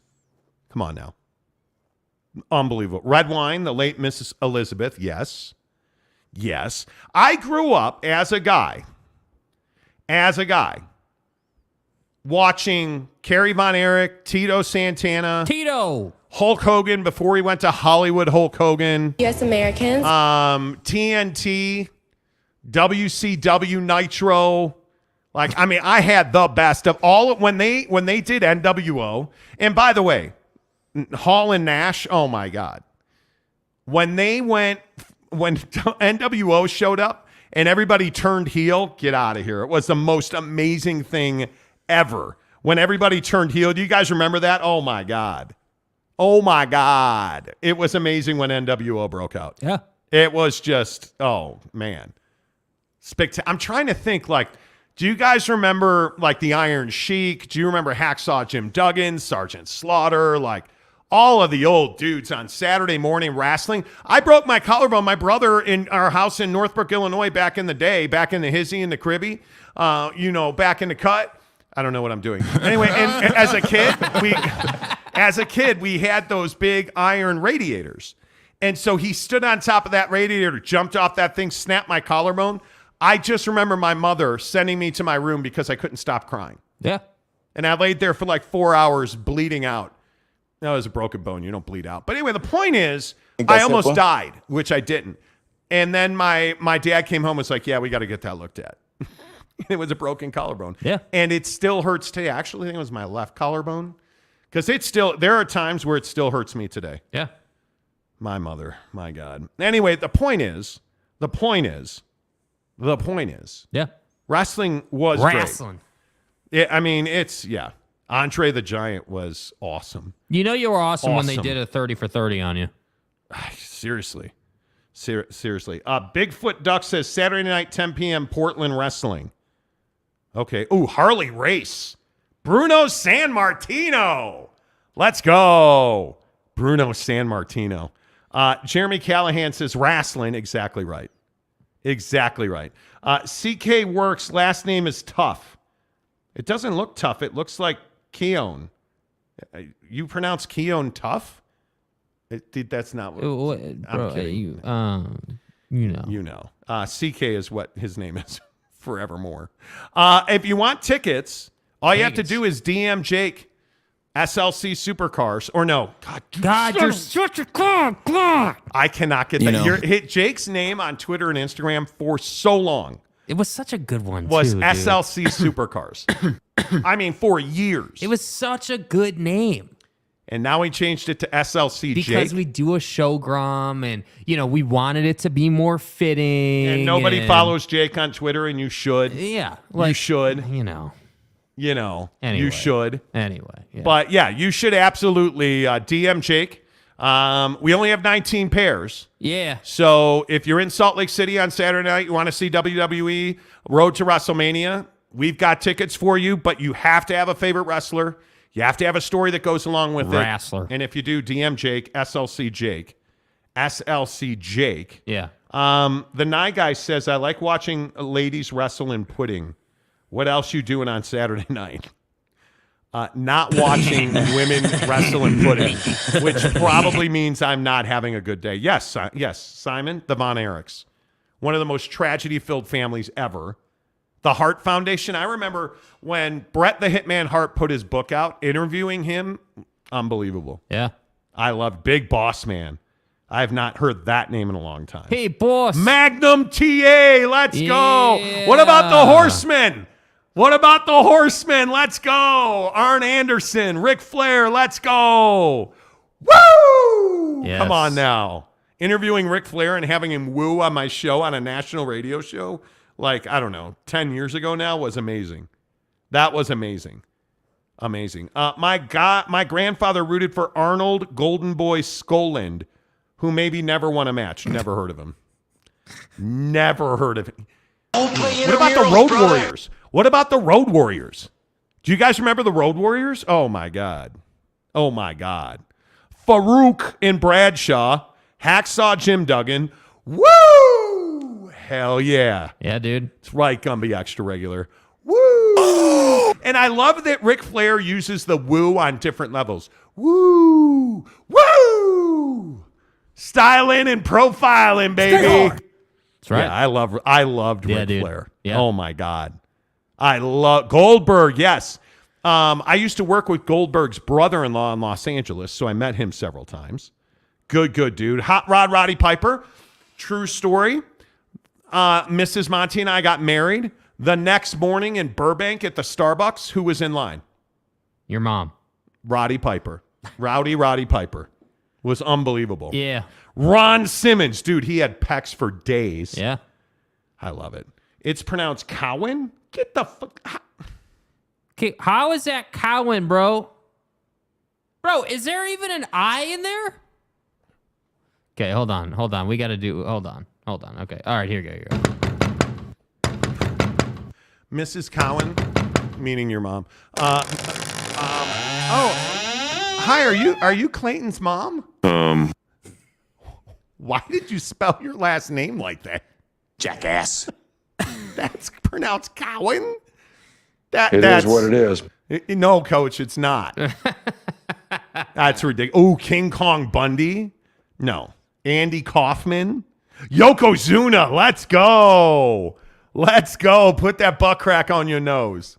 Whoa. Let's go. Mike Chase says, I still love The Undertaker. My three boys love John Cena. Dude, you see what I'm talking about? Come on. Dude. McKenna Tech Dan, by the way. John Cena. Oh, yeah. Jake is going to go hook it up. McKinnon Tech Dan could not be here for the, there it is right there. There he is crossing in front of me. Could not be here for the Big 5-0 birthday bash. So McKinnon Tech Dan sent a birthday gift in absentia, which almost cost Jake his car keys. He sent it for you. But he sent it to your house. You guys. Do you know what this is? It is the Freedom Funnel, which is to say it's a beer bong. It is a beer bong that we can drink. Maybe we need to get some. Are we going to do this live on air? Jake is in the fridge. I guarantee you he's getting a bucked up. I guess we're going to do this live on air. Are you going to, you're going to, cool. Jake's going to drink out of the Freedom Funnel. Okay, give it to me. Am I really doing this? God damn it. How do I always get roped into this? Give me the bucked up pink lemonade. Be careful now. Be careful. Take it easy. I should have put this in the dishwasher. Oh my God, it's cold. Is that what the... No, I'm not going to make that joke. Okay. McKenna Tech Dan. This is for you, buddy. This is for you. Hey, let's go. Let's go. Look at him chugging that thing. Dude, what a performance. Ugh. What a performance, bro.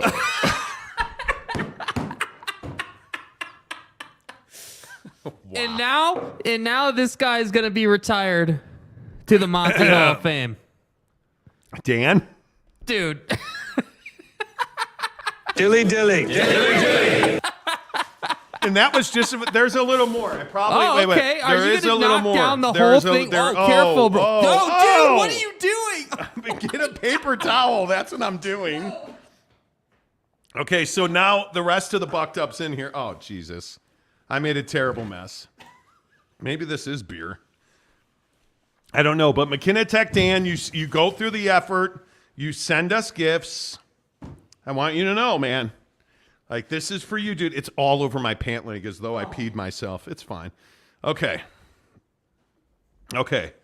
The rest of... I'm going to do a whole can of bucked up right now. Dude, you are crazy. Dilly.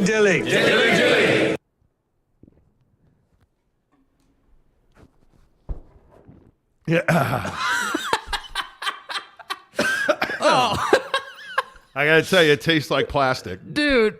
Oh, fresh out of the packaging, my guy went in. Dude. See, now, McKenna Tech Dan makes holsters for a living. Oh, my God. Wow. Are you guys happy now? Okay, we had our moment now. Dan, you happy now?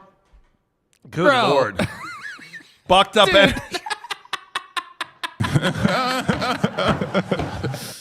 Bucked up energy, the official energy drink of the Monty program. Hey, Monty. Dude. Bro, are you okay? That was impressive, dude. There is absolutely some plastic taste in that beer bong, sir. But there you go, the official energy drink of the Monty Show. This is fucking America. Thank you for choosing a low stim at 4 o'clock in the afternoon. Yes. The official drink of the Monty Show is Bucked Up Energy, which I just chugged out of a beer bong. Yeah. Make sure you get the free samples in the description below. All you have to do is click the link and then... Oh my God. Dude. U.S. Americans. Wow. Dude. Bro. Woo. I got the watering eyes and everything. Wow. My point is, all you have to do is click the free... Now, come on. I've earned the click of the free samples. Monty. I've earned the click of the free samples now. Click the link. 3 samples. Pick whichever one you want. They have all of their 15 flavors of pre-workout restocked. Low stim, high stim, whatever you want. They've got the hookup for you, and it's free. You also get the Bucked Up Energy sippy cup. Yeah. The shaker, which is amazing. All you have to do is click the link in the description below on this YouTube channel. Just click on it, pick your 3 flavors, pick your color of your shaker cup, and they'll send it right to your front door. It usually only takes a day or 2. Yes. And there you have it.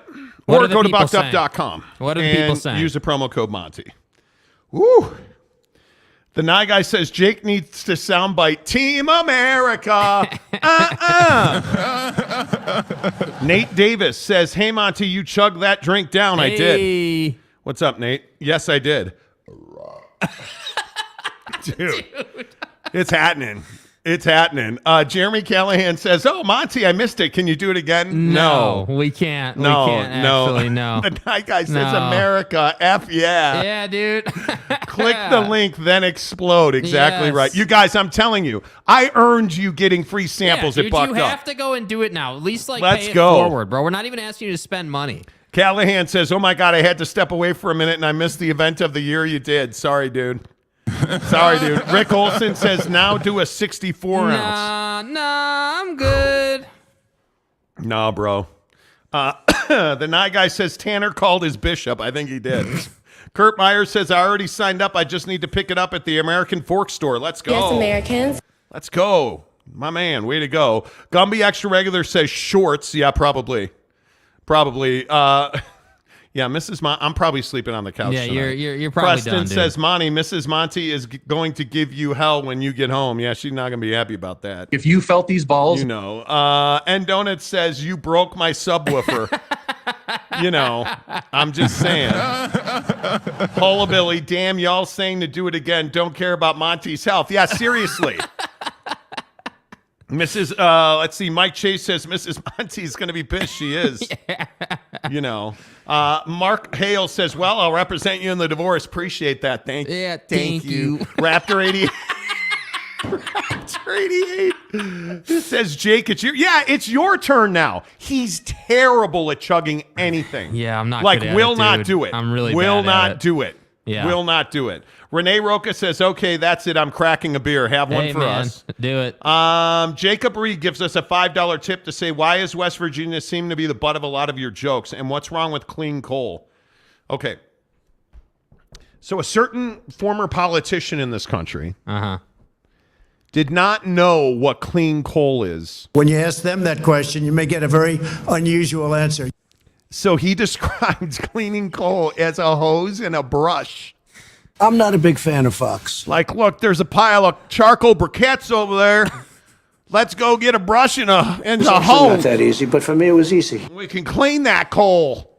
So I said, yeah. Sir, that's not what clean coal means. Yeah, sir, that's not the process. But I don't think West Virginia is a bad school. And I think this is a really important distinction to make. And I think every time we talk about West Virginia, I think people misconstrue what I'm saying. I think, and again, this is just my opinion, I think West Virginia is servicing its people. And I think West Virginia is in a very, I don't know, downtrodden area. Financially, the West Virginia marketplace is struggling financially. Yeah. It is a depressed area of our country. Economics are low. Educational priorities are low.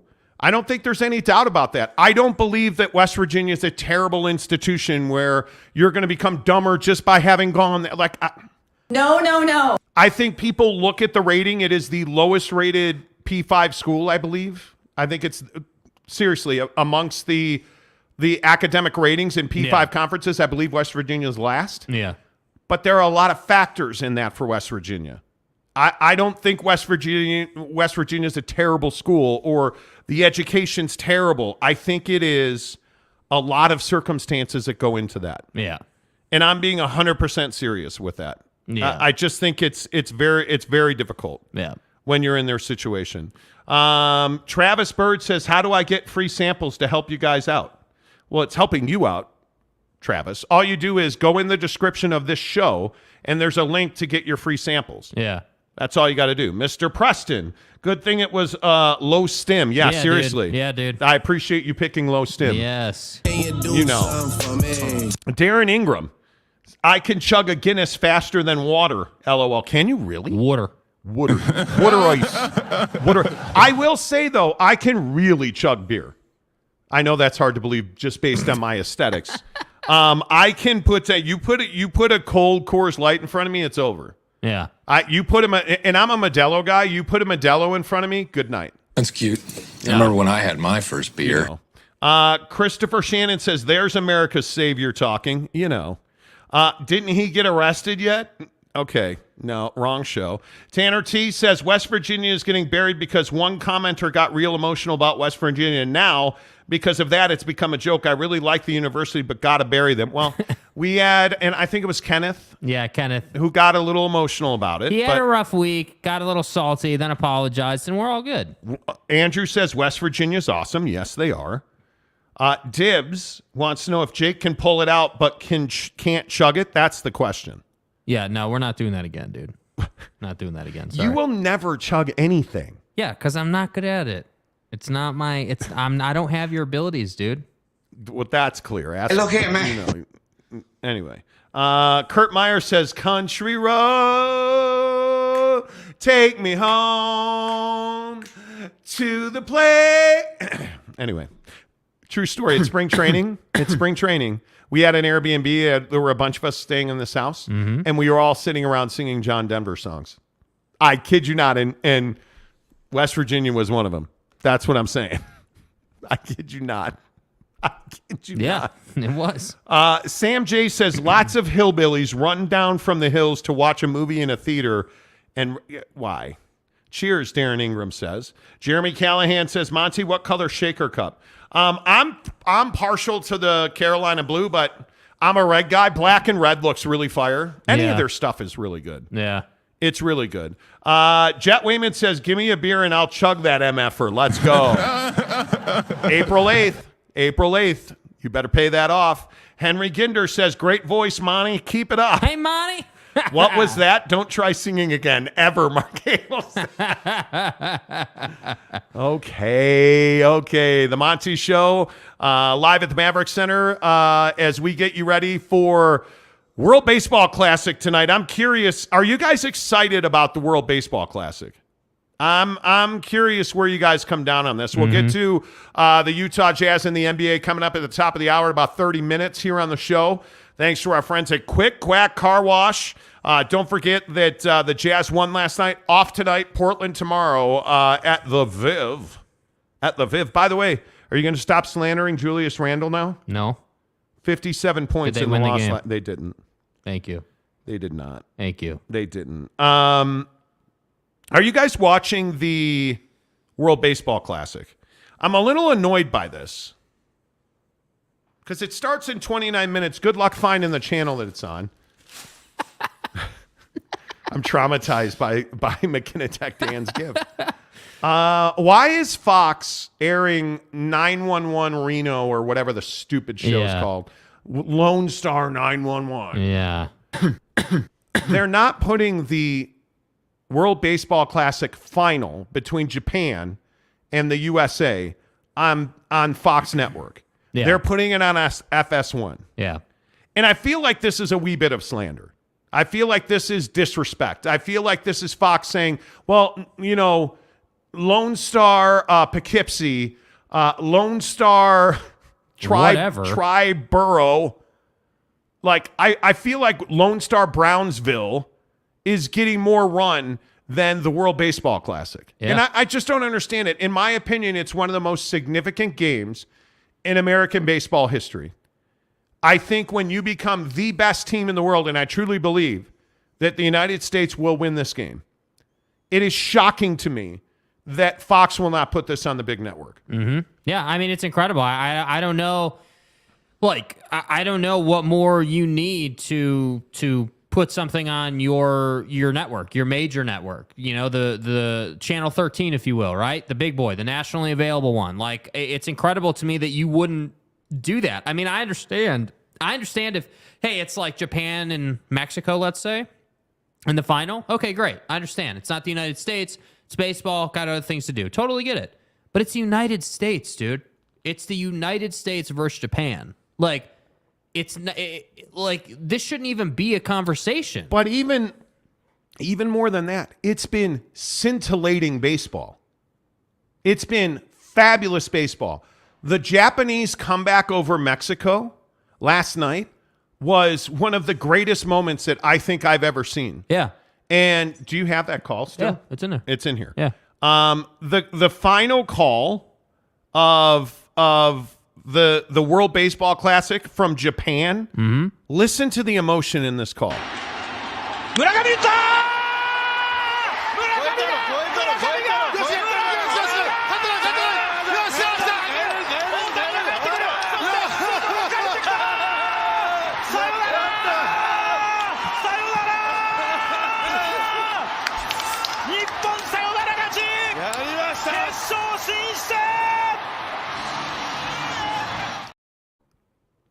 Bro, unbelievable moment. Yeah. Unbelievable moment. And you're getting one of the best players in the world, inarguably. Yeah. Shohei Ohtani is one of the best players in the world. He is going to DH tonight, and in my mind, there is no doubt he is going to be in relief for them. Yes. He will come out of the bullpen for Japan. Yeah. Yeah. And wouldn't you love to see him take on Mike Trout? His Los Angeles Angels of Anaheim and Orange County next to Disneyland Angels teammate. Mike Trout versus Shohei Ohtani is must-watch TV. Yes. And you look at the way that this tournament has played out, and here we are with, I think, the two best teams in the tournament.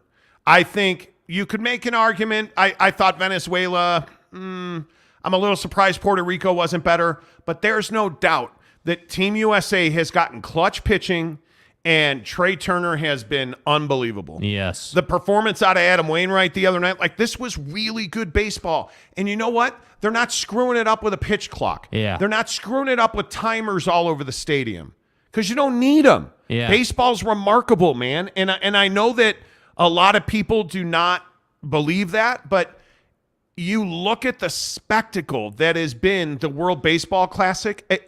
If you watch the World Baseball Classic, I don't know how you're not excited about the Major League season. Yeah, I really don't. The trouble is that Major League Baseball doesn't seem to understand, why you don't need the pitch clock. And I think that the other problem is that you have all these people now that are trying to say that, you should shorten the season and you should make bases larger and you should do this. And it's like, dude, the game has persisted and been, America's sport for how long? I mean, It's literally called America's pastime. It just is a great sport. And I think people hate on baseball. And I understand that, for a lot of people, baseball is really boring. But my stance has always been, and our stance has always been, then don't watch it. Like, why do I need to suffer through a pitch clock and speeding up the game and ruining the cat and mouse game between the pitcher and the runner and ruining the cat and mouse game between the pitcher and the hitter because you think the game is too slow? Because I don't think that it's increased, viewership. I don't think that it's been some boom for Major League Baseball with the pitch clock.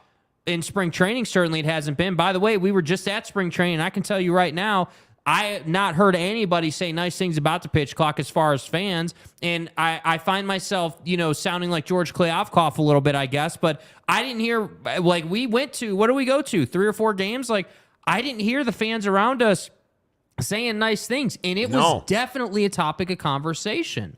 And I just think the World Baseball Classic has been great baseball, mainly because it's some of the world's best talent. It is and for a lot of these countries, it is the best talent they have to offer playing in this thing. So I don't know, man. I just think that it is disrespectful as hell that Fox would leave it on FS1. And I know where to find FS1, but I just think it's an injustice. You would never leave, the Super Bowl off of, the biggest and baddest network or channel or whatever. Right? Like, you wouldn't leave. But I think that's the point. Like, it's on Fox because Fox doesn't care about baseball. Fox is prioritizing, I think it's called Lone Star 911. They're prioritizing Lone Star 911 over the World Baseball Classic final. And I think it's horrendous. Because it's garbage. I don't understand why baseball has fallen so far down the American rung. It's almost at the bottom now, it feels like. It feels like we're talking about MLS or NHL or Major League Baseball. Yeah. And if it's not football, it doesn't matter. And I'm telling you, this has been scintillating baseball. It's exactly what's right with baseball. And I agree with you 100%, Jake. I think we're making this effort in this country to absolutely demonize the game of baseball as being boring or too slow or too long. Then it's not for you. But don't change my game because it's not for you. Go find another game. Go play pickleball, dude. Go on. Go play intramurals, dude. You want to go play ping pong? You want to go play pickleball? Knock yourself out. But don't take away my game because you don't have the patience. Don't play intramurals, brother. It drives me crazy that we can't have nice things anymore because, and I don't even know what you call it, but we're just so impatient. We don't have attention spans anymore. And it really makes me crazy. Yes. Ginder says, incredible game last night. Yeah. Kurt Meyer says, most exciting baseball I've seen in a long time. Ryan Fair says, I literally fell asleep watching that. I don't know how you fall asleep watching that game last night. Yeah, I don't know, dude. No idea. Carrie Lee says, Japan come from behind yesterday was awesome. Yes. Truth. Geoff says that was so beautiful I could cry.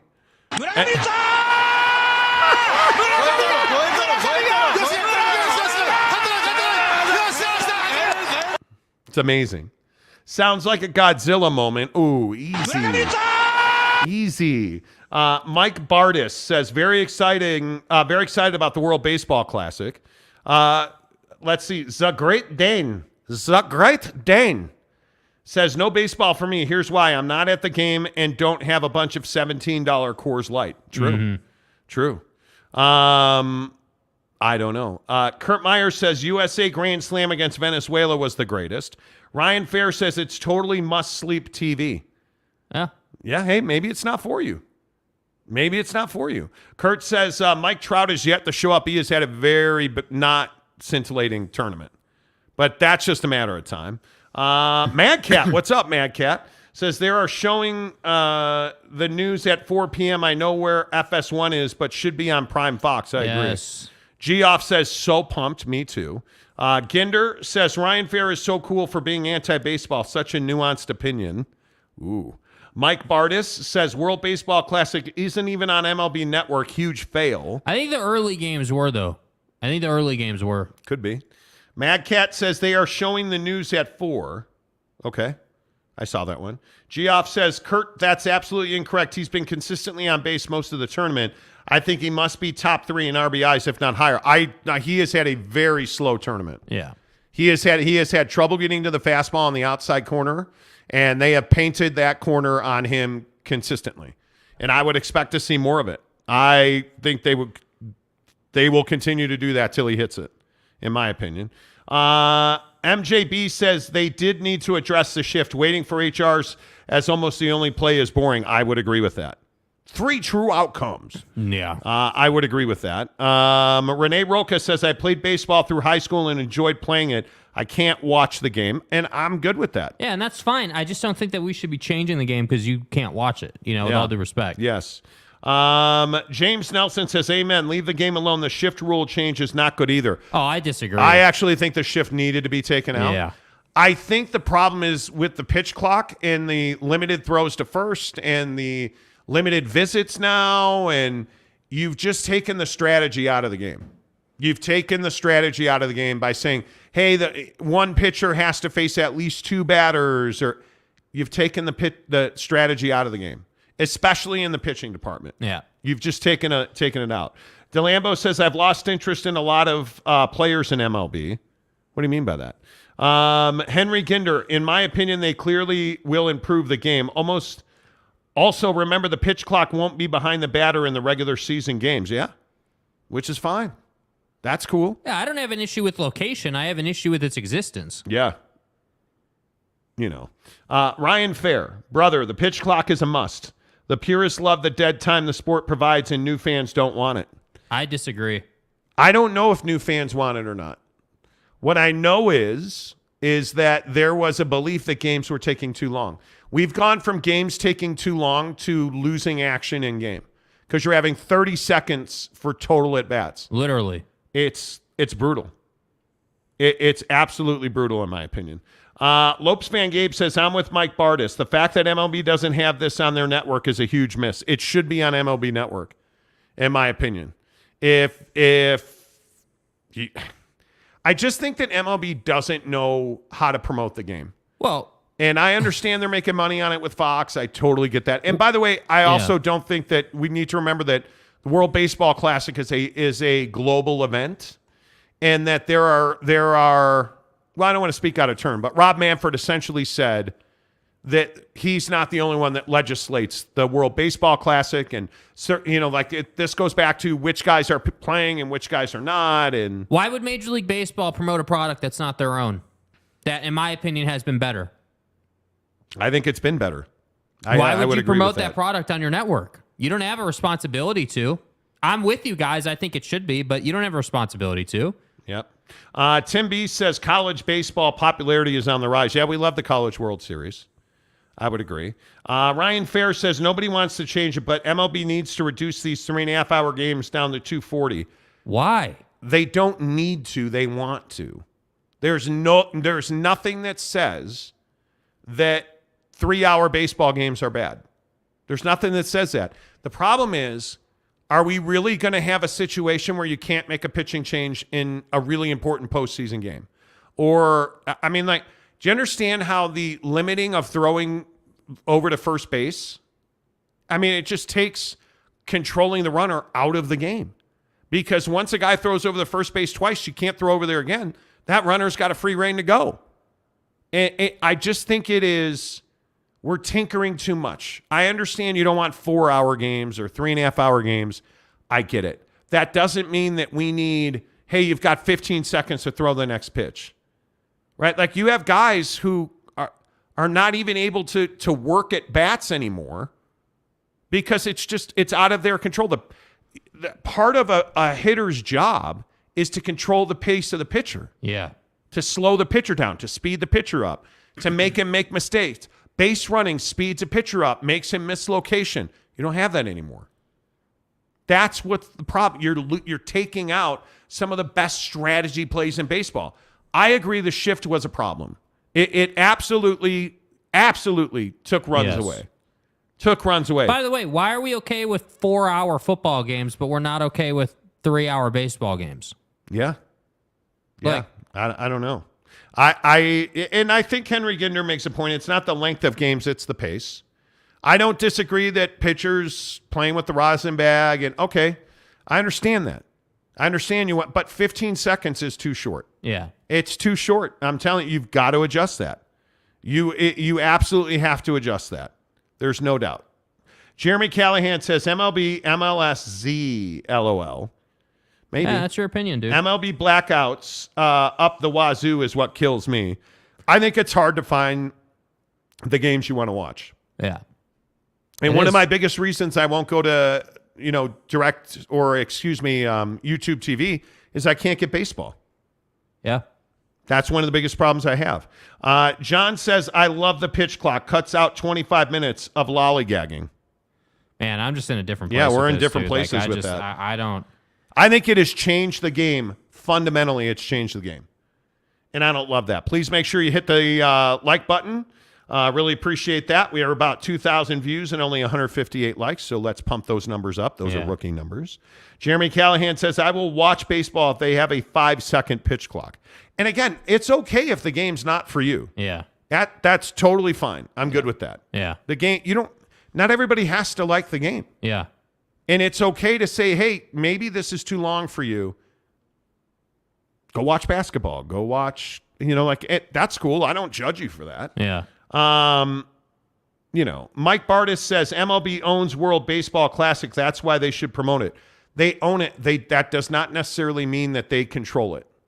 It is I need to go back and find what Rob Manfred said about it, but essentially he said they don't control all of the process of it. Yeah. They own the rights to the World Baseball Classic, as I remember, but I could be wrong about that. It's been a minute since we talked. That goes back to the Arizona days.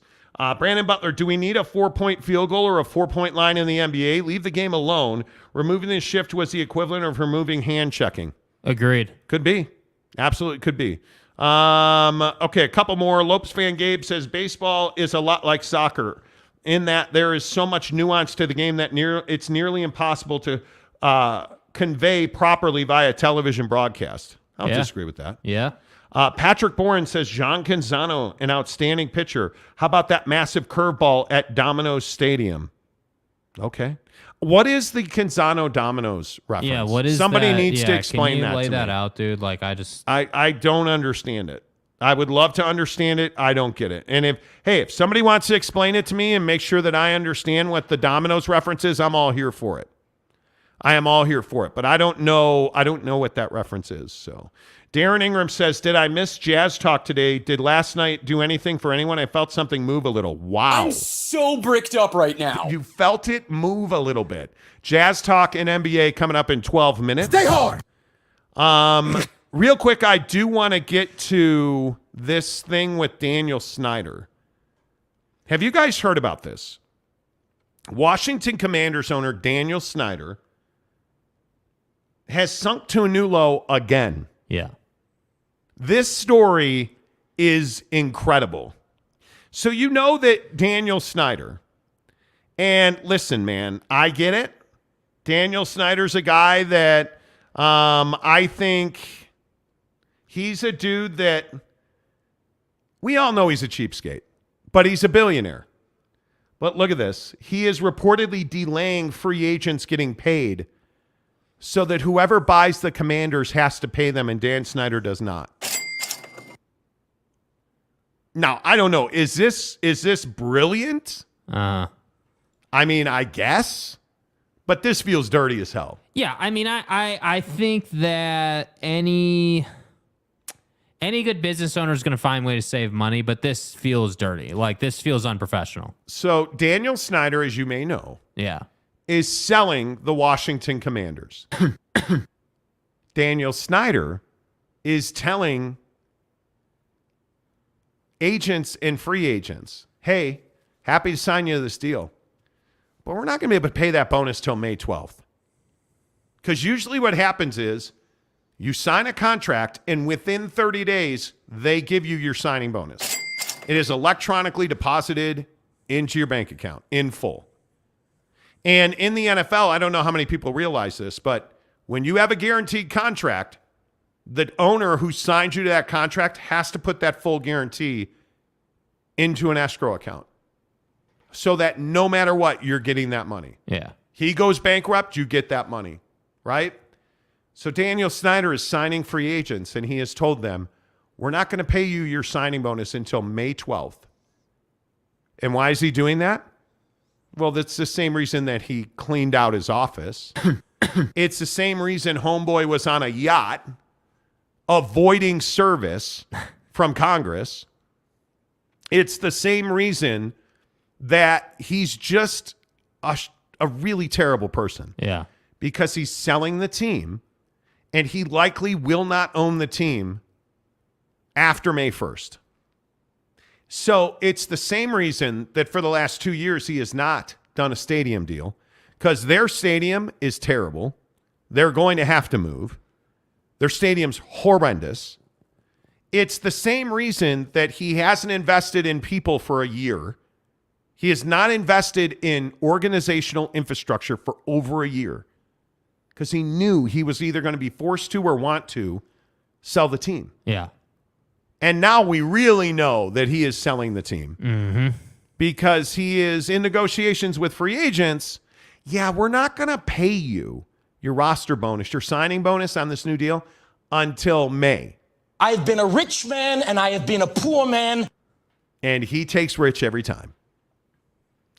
Is this brilliant, or is this Daniel Snyder being a POS? Yeah, I mean, it's unprofessional, but at the same time, you know, like the pushing out the signing bonus thing, I guess I can look past, but I can't look past, you know, not doing stadium improvements, not like you're selling a house basically, and you're not improving, you know, the major facilities of the house. You're selling a house and you're not doing the floors. You're not, you know, putting in new countertops because your countertops are stained. You're not doing those things that justify the value. Basically, what he's doing is saying, hey, this is the club. This is what it's worth. Take it or leave it.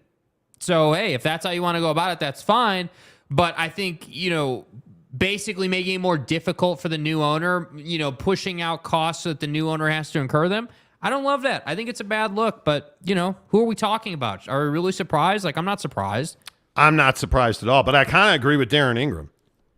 It's kind of bold. Yeah, it's a gangster money play, because why do you want to build a new stadium when you're selling the team? You don't. Why you want to pay signing bonuses that you're never going to get back when you're selling the team? Yeah. You don't. Yeah. But you're making these dudes wait to get their money.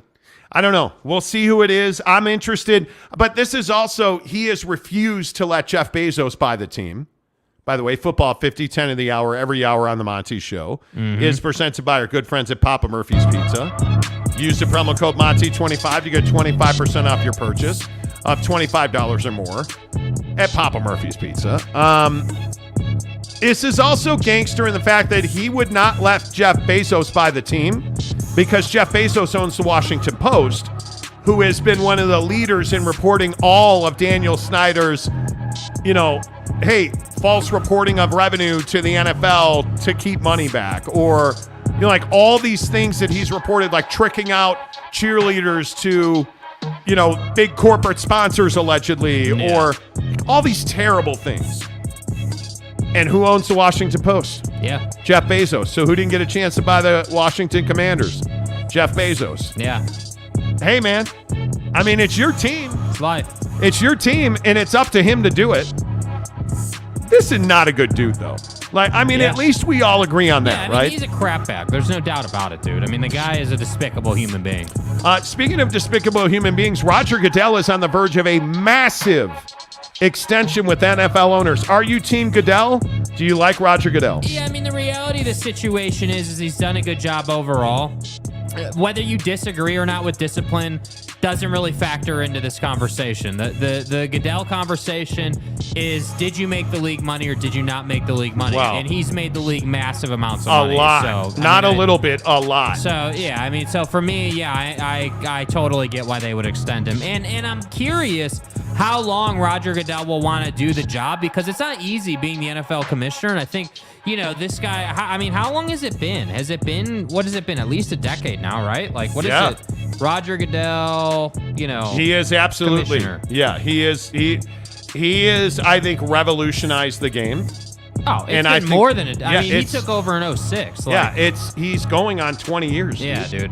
And I think he's done a phenomenal job. Yeah. He has done a phenomenal job. Yeah. So, as has some guy named Nick Saban.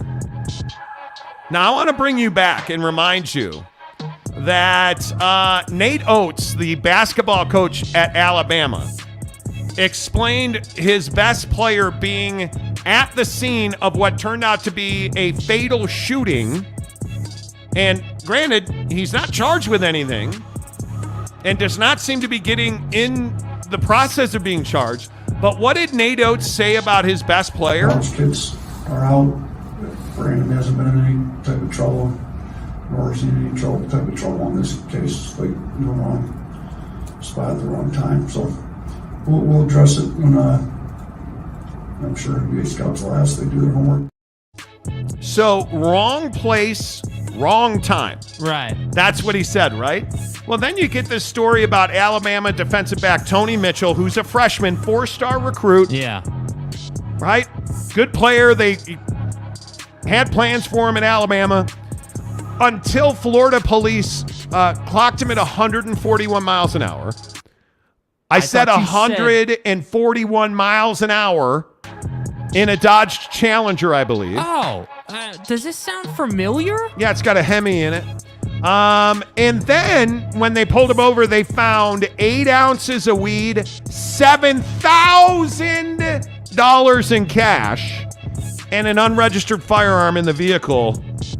What did his football coach, Nick Saban, say about wrong place, wrong time? Tony Mitchell has been suspended from the team and all team activities until we gather more information about the situation and what his legal circumstance is. And, guys, everybody's got an opportunity to make choices and decisions. There's no such thing in being at the wrong place at the wrong time. You got to be responsible for who you're with, who you're around, and what you do, who you associate yourself with, and the situations that you put yourself in. So, what a G. Oh my God. There's no. Okay, so wait. The best basketball player at Alabama, according to the basketball coach at Alabama, was in the wrong place at the wrong time. The Sabinator gets a player in trouble, suspends him immediately and indefinitely, and says there's no such thing as the wrong place at the wrong time. Dude. Dude. My guy, Sabinator. Yeah, bro. Yeah, Let's bro. go. 100%. This is Certified. the guy. This is the guy. Not the legendary king of the 15 seconds, right? You don't want your kid playing for that. You don't want your kid playing Alabama basketball. You want your kid playing for Nick Saban because he is a gangster, dude. Yes. I love this about him. I love that he said that. Yes. I love that he called out his own basketball coach because that's exactly what should have happened. But he did it with class. Well, he did it pretty on the DL. But, dude, he called out his own coach. And you and I both know that Nick Saban is getting them marinara meatballs. At Papa Murphy's, we do more than just pizza. We do meatballs and marinara. Papa Murphy's does meatballs? Oh, I think you mean I do the meatballs and marinara? And how do you do it, Dad? How do I do it? How do I do it? Oh, well, we do it with savory ground beef Covered in tangy marinara. That's how, honey. At Papa Murphy's, we make great pizza. And don't forget the meatballs. Order now at papamurphys.com. Yeah, Nick Saban's a huge fan of Papa Murphy's Pizza, allegedly. But you cannot tell me that that's not a G move by Nick Saban. It absolutely is, dude. Make sure you check out the marinara meatballs. Make sure you order them through the Papa Murphy's mobile app. Super easy. Just download it on your phone. So easy. Do it. You can even set a pickup time after you use the promo code Monty25 to get 25% off your purchase, $25 or more. Then you could say, hey, it's 5 in the morning. I want to pick this up at 5 at night. Boom, you'll walk in the door. It's on the to-go rack. Mm-hmm. Ready to rock and roll at Papa Murphy's Pizza, who presents football at 50, 10 of the hour, every hour. Let's see. Kurt Meyer says, I lost you. The feed just died. Well, Kurt, I don't know what to tell you about that, man. Yep, that's your Wi-Fi, Kurt. Michael Jackson says, appreciate that. Henry Ginder says 8 ounces of weed is crazy. Dude, let me get this right. So let me just understand this, young man. You're 141 miles an hour, unregistered firearm. Yeah. 8 ounces of weed and $7,000 in cash. Yeah. Okay. I mean, we're not going to see you in the college football playoff, but we'll see you on the yard. We'll see you in the lunchroom with all the other inmates because you're going to jail for 3 to 5 years. So get your facts straight. 141 miles an hour. Don't know what you were doing. By the way, I don't know. Money, drugs, and a gun at 141 miles an hour. You're a drug dealer. Yeah, next question. Right? I mean, you have 8 ounces of weed. Dude, that's a lifetime for some people. Well, okay, that's probably an exaggeration. You know. Yeah. It's a lot, dude. It's unbelievable. It is unbelievable. You know. Jeremy Callahan said Saban also defended his player who punched the chick during a field goal storm. Oh, okay. Nobody said that Nick Saban was perfect. I hate that so much. Why do we do this? Nobody said Nick Saban was perfect. I said if my kid played football, I want him to play for Nick Saban. I said Nick Saban called out the basketball coach at Alabama, whose player at one point was accused of bringing a gun to a party for somebody else who eventually used it to murder somebody in a shooting at that party, allegedly. Very big difference. Very, very big difference. And by the way, I just want to say, if you run on a field, man or woman, you get what you get. Yeah, you deserve to be dropped. You get what you get. Stop disrespecting me, bro. Says, so I wouldn't necessarily crown Saban a hero. You run on the field, you get what you get. Yeah. You know, Saban must be a flats guy. What a legend. Dude, I'm telling you. I mean, we can play it again if you want. I mean, the thing that I appreciate about Saban is he's just so clean with it. I mean, you would never, if you didn't know the Nate Oates thing, you'd have never known that he was saying anything. Mid McCluskey's in. Oh. He says Saban noise. Listen to how easy this is for Nick Saban. Do you really think this is unintentional? For him to say, right after Nate Oates, the Alabama basketball coach, defended his player who was at the scene of a murder and then described it as, yeah, he was in the wrong place at the wrong time. Do you think these are accidental words from the Sabanator? Tony Mitchell has been suspended from the team and all team activities until we gather more information about the situation and what his legal circumstance is. And, guys, everybody's got an opportunity to make choices and decisions. There's no such thing in being at the wrong place at the wrong time. Oh, come on, man. Dude. That is not accidental. Dude. Come on. Dude. You know what? It's not accidental, but you know what it is? Flipping amazing. Dude. That's what it is. It's amazing. And you have guys like, and then there is, the king of the 15-second romp. We're celebrating a guy like Rick Pitino getting a job today. Yeah. At St. John's. Here's what he said. Well, the one thing I want to be honest with, that a lot of players probably won't be back on this team because they're probably not a good fit for me. With me, I think my players love playing for me, even from Mark Jackson and Patrick Ewing and Charles Oakley. I spoke with Oak last night. They love playing for me with the Knicks. But it takes a certain type of basketball player to want to play for me. He's got to be a total over-the-top in love with the game of basketball. So St. John's called him a hero, and everybody celebrated that he said that, and we've got to get rid of the dead weight. This is corny stuff. But who else said that? Just the sake of my voice, the commitment to excellence, that is not going to be any more mediocrity, period. Okay. Some of y'all that really got it, that really want it, and really deserve it, and you got to play beside a fool that don't want it, don't deserve it, that don't even love it. I promise you, it's my job to get rid of it.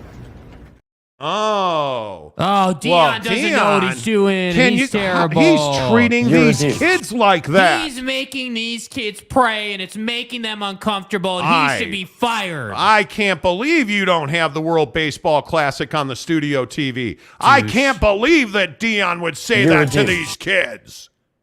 Gee, so the Rick Pitino, who had an affair with a woman, and he testified in court. It lasted 15 seconds in an Italian restaurant. She got pregnant. He paid for her to terminate the pregnancy. Oh, USA's wearing the blue tonight. Sorry. I'm trying to talk about My bad. abortion Sorry. here. Thank you. Sorry. Dilly. She extorts him for $3,000. He pays her. Then she wants 10 million more. He testified to that in court. And oh my God, Rick Everybody Pitino is outraged. But yet, Deion Sanders, who's been in really no trouble off the field. Nobody said boo. Who's been, by everybody's account, a model father, a guy that has really done a great job at Jackson State. Mm-hmm. Since he stopped playing, he's had no off-field issues. You haven't heard about him. Oh, this guy, I can't believe he said that to those kids. Oh, my God. Jackass. Like, the double standard's ridiculous. Yeah. And now we're going to sit here and say, oh, wow, I can't believe that Coach Saban. Dude. Come on. By the way, Carrie Lee says FS1 is saying 60 to 70 million Japanese are watching this game at 8 a.m. Wednesday, Tokyo time. Are you surprised? Kurt Meyer says, Monty, you are interrupting the game. Get better Wi-Fi.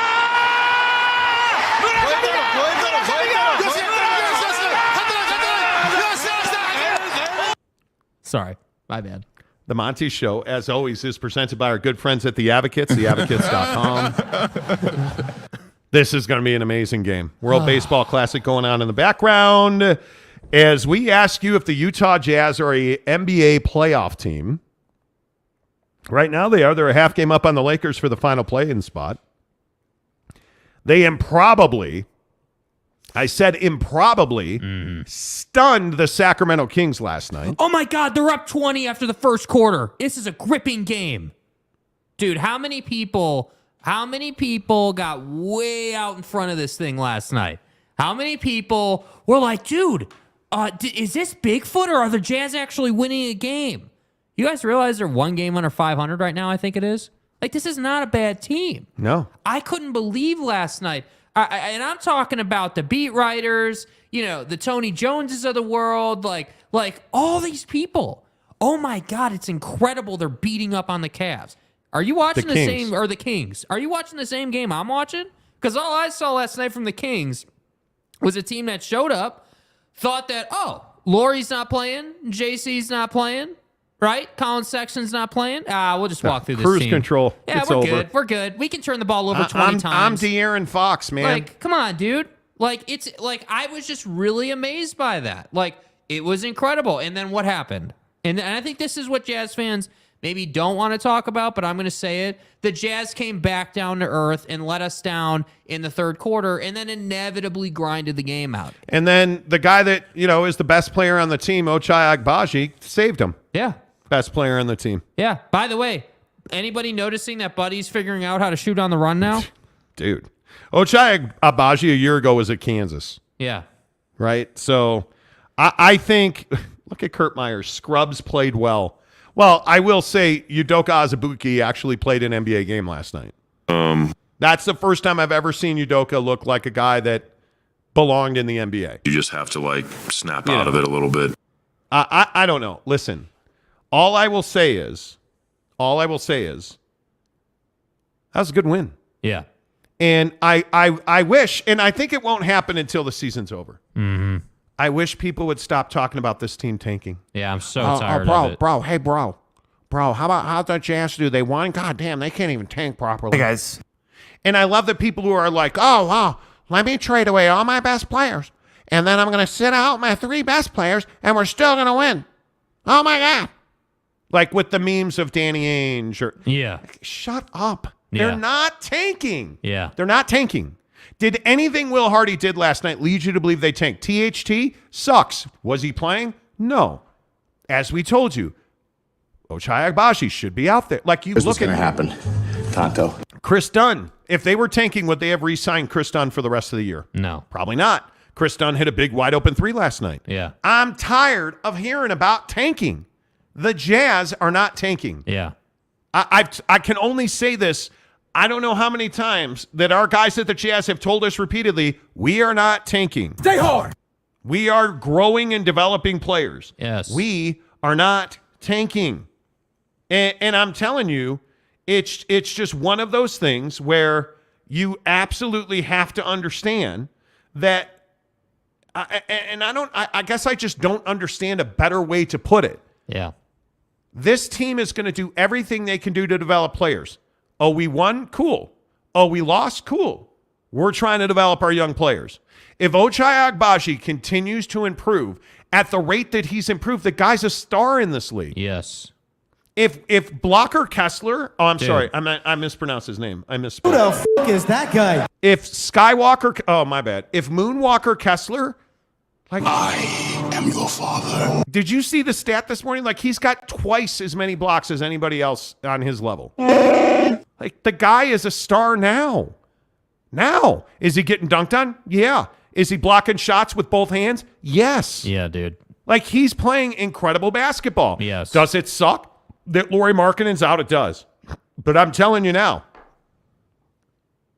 you have development happening on this team every single possession. Yes. And I thought it was really interesting last night that Will Hardy actually pulled THT out of this game.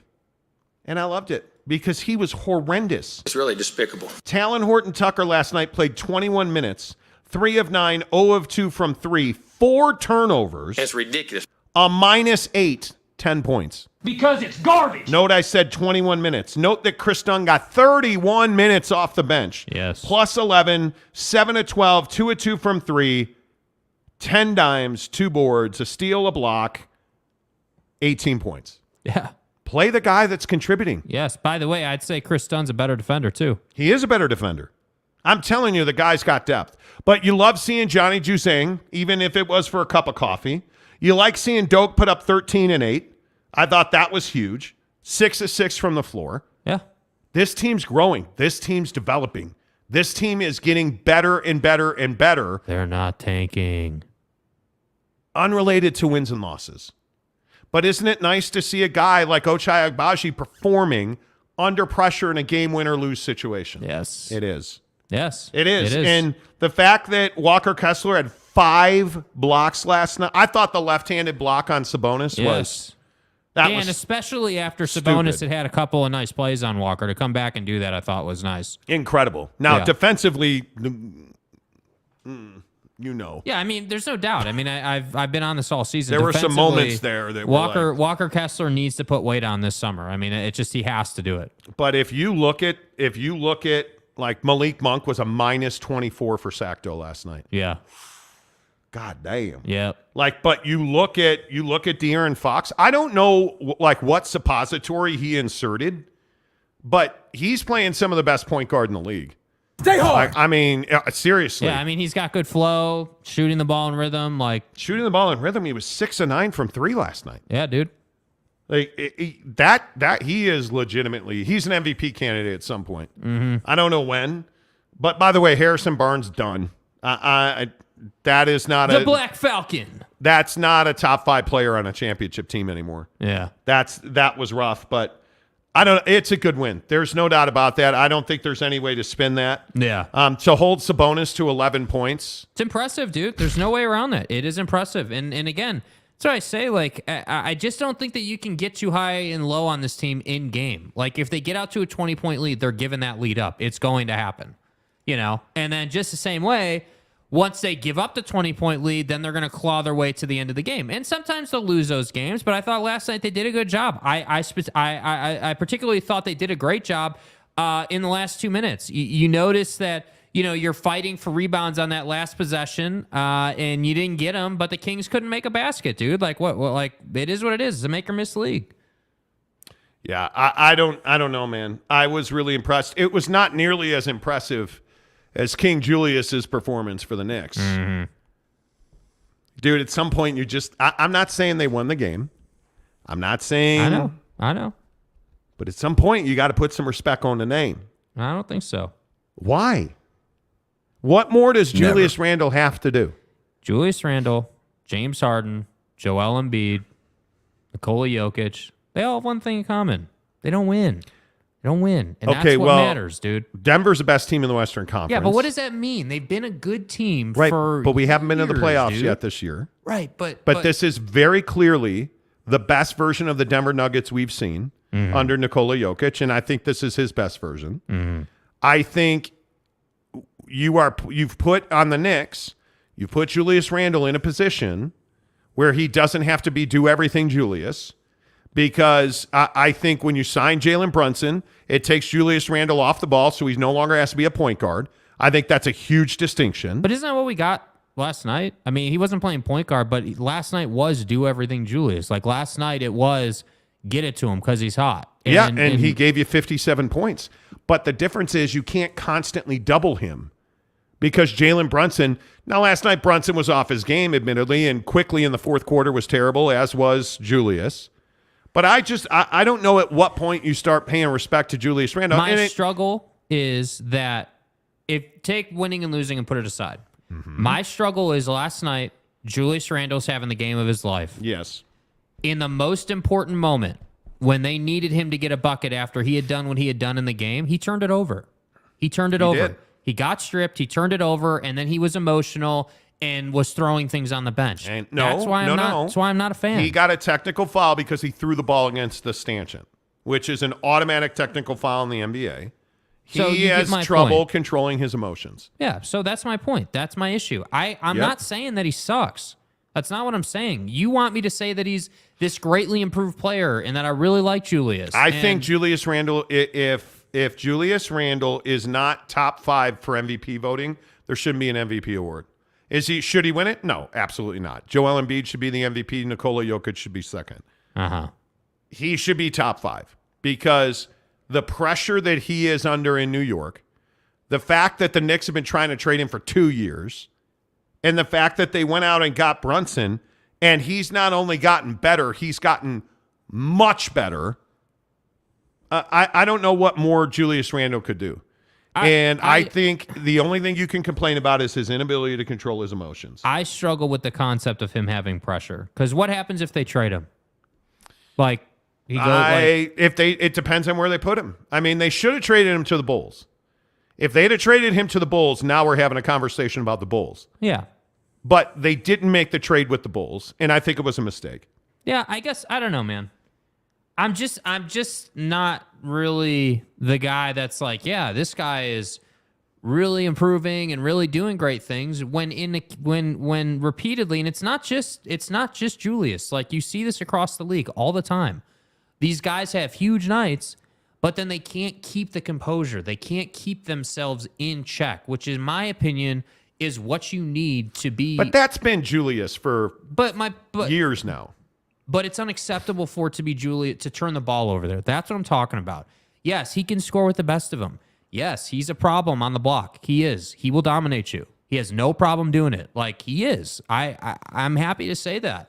But I don't like that I'm watching a Knicks game and I'm like, all right, hey, man, having the game of your life, just got home. I know you got 40, listening in the car, right? Like, yeah. I know you're having a great game, But what's going to happen at the end of this game? If you won last night, if you hadn't turned it over, if you had closed that game and shown me, okay, I don't care about what happened earlier in the game, because it literally doesn't matter at that point in the game. You close the game, you handle the business, you come out on top. Then I'm like, okay, this guy's improved. He's shown me that, yes, you can put it in the hole, but that your team wins as part of that. And that's what I struggle with Harden, with Joel. Joel might be the best example. The guy, in my opinion, I'm not here for like Cowherd and all these other guys talking about how Joel doesn't work hard. Like Paul Pierce saying Joel doesn't work hard. I think it was Paul Pierce said Joel doesn't work hard. You're off your rocker, dude. You have no idea what you're talking about. Like Joel works his ass off, and that's why he puts up numbers every single night. But his teams don't win, and that's what I struggle with, man. I don't disagree with that. DeLambo says, watch the Knicks get knocked out in the first round. Absolutely could happen. So, but Absolutely see, that could goes happen. both ways, though. So if Julius and Jalen get through the first round and get to the second round, and maybe they lose in 7 to, let's say, Boston, just as an example. Okay, you had a great season and you improved. Now you deserve credit. Yeah.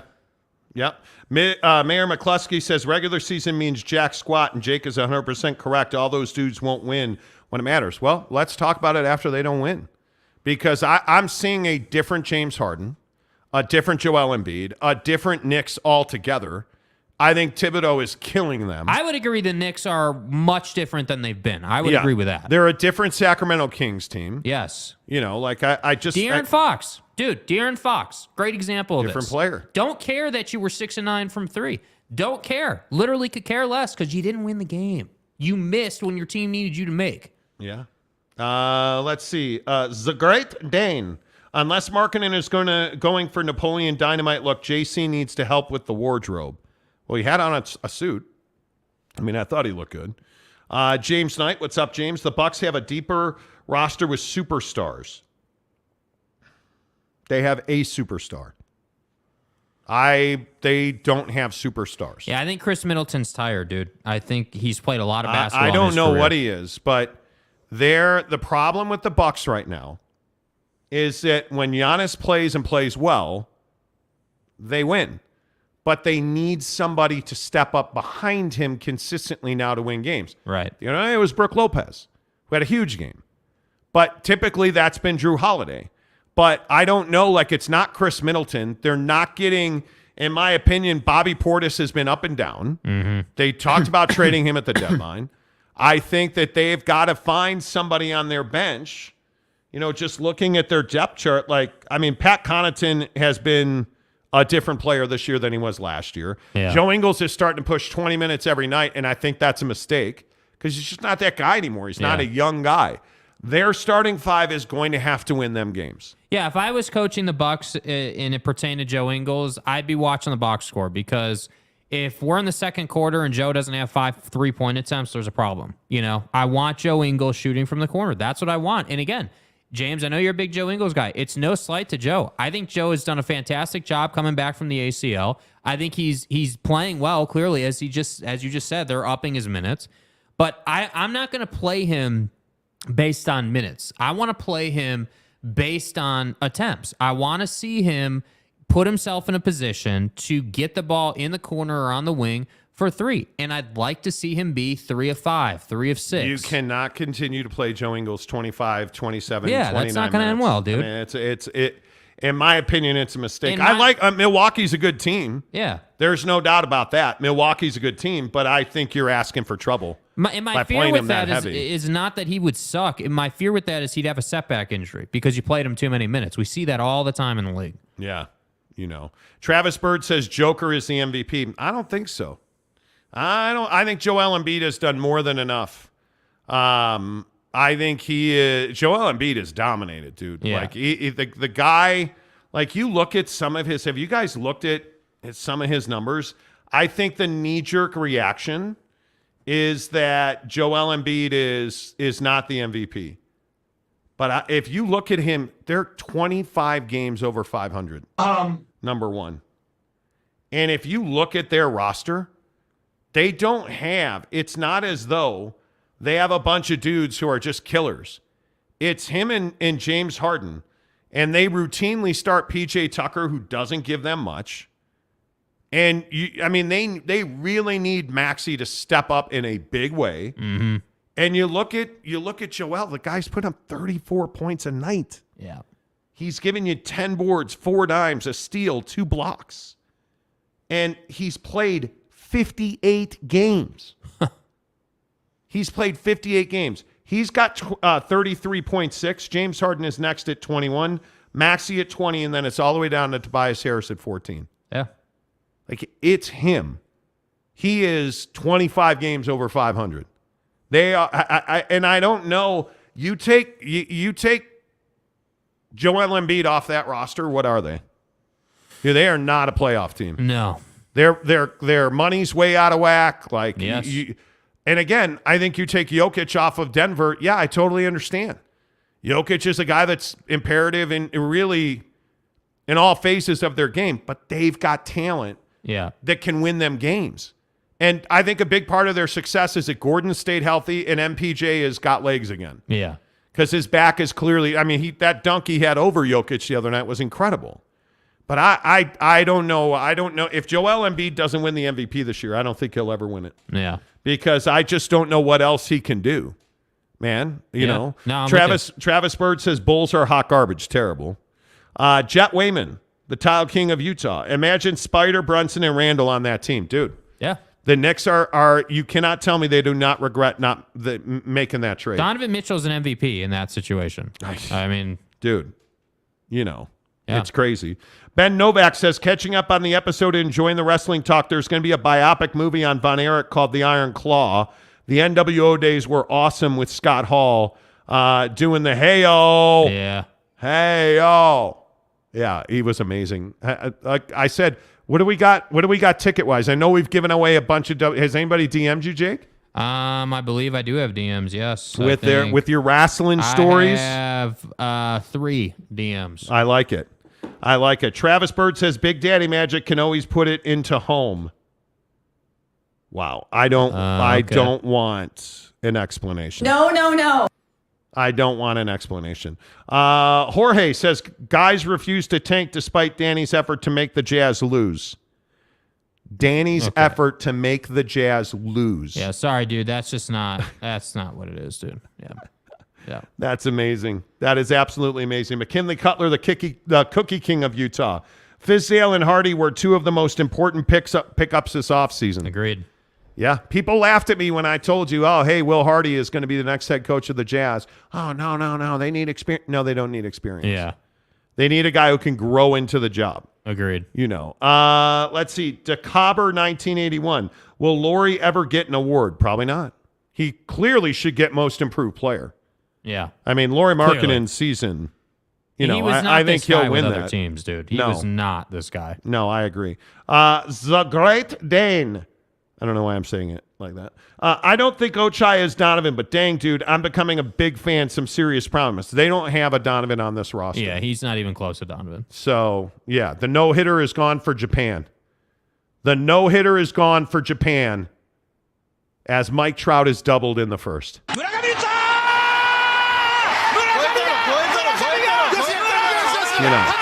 was hoping for a no-hitter tonight. Yeah, it didn't happen, bro. It's over. DeLambo says, I'm here for Boston 76ers or Nuggets to win the chip this year. This Jaylen Brown thing's getting out of pocket in Boston. Should the Boston Celtics trade Jaylen Brown? As we tell you that all of our NBA talk on the Monty program. Hey, Monty. Is presented by our good friends at Quick Quack Car Wash. Quick Quack Car Wash, the best part about Quick Quack is every time you go in there, you're getting an awesome car wash. That's the bottom line. You are getting an awesome car wash. When you go to Quick Quack Car Wash, make sure, you tell them you heard about it on the Monty Show. But bring the kids because, a lot of us have sunroofs or, your kids usually are in a car seat in the back seat. You can see all the lights, all the different colored soaps as they drop on the side windows and on the windshield. Your kids love it. You're getting really friendly service. And again, the car looks great. They give you free vacuums. They give you free damp towels. And I love that their vacuums have the accessory attachment. You get 2 hoses, one for the floor and one for all of your cup holders and whatnot. I'm telling you, Quick Quack is the best car wash experience that you're going to have. We saw them in Arizona last week. We regularly go. I have a membership. My spot is the district in South Jordan, Utah. I'm telling you, you have a chance to get to Quick Quack Car Wash. You should, because the bottom line is, when you go to Quick Quack Car Wash, the one thing you need to be careful of is people can't stop and they won't stop. Okay, guys, I'm going to tell you the secret to impressing my neighbors, the wife, coworkers, you name it. I just swing by Quick Quack. It seriously takes 2 minutes, and people can't stop, won't stop checking me out. Getting a clean car is definitely my best life hack. Kids are messy, camping's dirty, but my truck sure isn't. Yeah, hook it up. Quick Quack Car Wash presents all of our Utah Jazz and NBA talk right here on the Monty Show. If you are here, please hit the like button. We really appreciate that. The Great Dane says, Monty, you say the Great Dane because zit is a fun to say. Okay. Okay. Gary, what's up, my guy? Says, Audi Lehigh has an RS7. I need the markets to bottom so I can rip money to buy that car. Dude, I'm with you, bro. I'm telling with you. It is what it is, man. Kurt Meyer says, Trout gets on base. Yes, he did. Brandon Butler says, Brown to the Jazz. We have his former coach and GM. My tinfoil hat is very shiny. Uh-huh. Yeah, I mean, Jalen is just a malcontent right now. And, he talks a lot. He's a powerful guy in the players union, like talking about how, we'll see what they think of me. Like, dude, you need to act like you're a star, man, because you are a star. You just haven't been able to get over yet because Jason Tatum's on your team. That's the problem. Well, that's interesting. Does Jaylen Brown work on the Jazz? I don't think he's a number 1 player on a championship team. No. Second tier. I think he is Lauri Markkanen. But better. The question is, I don't know if he's better than Lauri Markkanen. I think he is. I think he's more athletic. I think he's a better scorer. Like, I think he can do more for you. I mean, Lauri plays at all 3 levels. Mm-hmm. Shoots really well. Shoots free throws really well. I mean, I think the question is, are either one of them a leader on a championship team? I don't think so. Yeah, probably not. Probably not. But I think you want both of them on your team, I mean, I'm not kicking either one of them out of bed, right? I mean, I'm not. So, but that's just me. McKinley Cutler, the Cookie King of Utah, says Brown for Sexton, Clarkson, and 3-4 picks. No, I'm good. I'm not interested. I'm not a Jaylen Brown guy. Some of what he says pisses me off. I agree with you. Yeah. He doesn't strike me as a confident leader. Yeah. And if I'm going to pay him, I need to look up what his year by year is. But too much. If I'm going to pay him, I need him to be an absolute stud. Yeah. I need him to be a guy that I don't ever have to worry about. Mm-hmm. He's making $25 million a year. And if I'm going to pay him that kind of deal, and next year he's going to get 30, if I'm going to pay him that kind of money, I need him to be an absolute stud. Excuse me, he's getting 28.7 this year. 23% of their salary cap. Yeah. And I think he was a big reason they didn't win last year. Yeah, I mean, look, I think he's not a number 1, but I do think he's a valuable piece on a championship club. And yeah, Danny's intimately familiar with him, obviously. I'm not going to sit here and say they're pursuing him because I don't think they are. But, I wouldn't be surprised. I mean, he's definitely valuable. Look, I don't dislike him as a player. He's just not a number 1. This team's priority needs to be finding an alpha. Yeah. Yep. You got to go get a superstar. You have to replace Donovan Mitchell. That's your job. You have to. Like, I don't think there's any question that we're all okay with the Donovan trade. Yes. I don't think there's any question about that. Nope. What I am not okay with is not having an alpha male, not having a superstar on this team. I think that's a huge problem. And when I look at the way the Utah Jazz are built, I'm not a believer in Jordan Clarkson as a starting 5 guy on a championship team. I am not a believer that Lauri Markkanen's an alpha. And I think that you have some really nice pieces, right? But you need a number 1 point guard. and you need a bona fide superstar. You're not that guy, pal. Trust me. You're not that guy. Preferably who's not a point guard. Yeah. Because I want a wing player that's a bona fide superstar. Yeah. That's a number one. And I am not a Jaylen Brown guy. I need a Devin Booker. I need a Kevin Durant. I need that dude. Yeah. And I frankly, again, I don't know who that is because I'm not a believer in centers. I think Jokic is a guy that is much like Embiid. They're one-offs. Me? Right? But if you look at the guys that power these teams, it's the Steph Currys. It is the Klay Thompsons. It is, again, Draymond Green in his prime was absolutely a difference maker. Yes. You look at the best teams in the NBA now, I look at Giannis Antetokounmpo, right? He's an oddity because he's a 4, but he can't shoot a 3, but now he's turned himself into an unbelievable mid-range player. Yeah. So he's grown and developed into an MVP caliber player. I think that makes a huge difference. I mean, it's I think that centers, that's why I say, like, everyone's all, hot to trot about Jokic and Embiid winning MVP, but what I'm saying is that if you set that aside, I mean, are they even the best players in the league? Are they even the guys that you look at and you're like, hey, yeah, these guys are probably going to win a championship at some point? Yeah, I don't know about that. Jokic I struggle with because I think he's passive. I think that they run everything through him, but I think he's looking to pass first, and then scoring is second. And then, but you look at Kevin Durant, scoring is his job. That's what he does, and he does it at a pretty high level. So it really is not even, hey, like, what do the stats say? It's how they go about getting those numbers. And again, that's my whole thing on Julius or even Jaylen Brown. Jaylen Brown's a perfect example, dude. Like, not showing up in the playoffs, like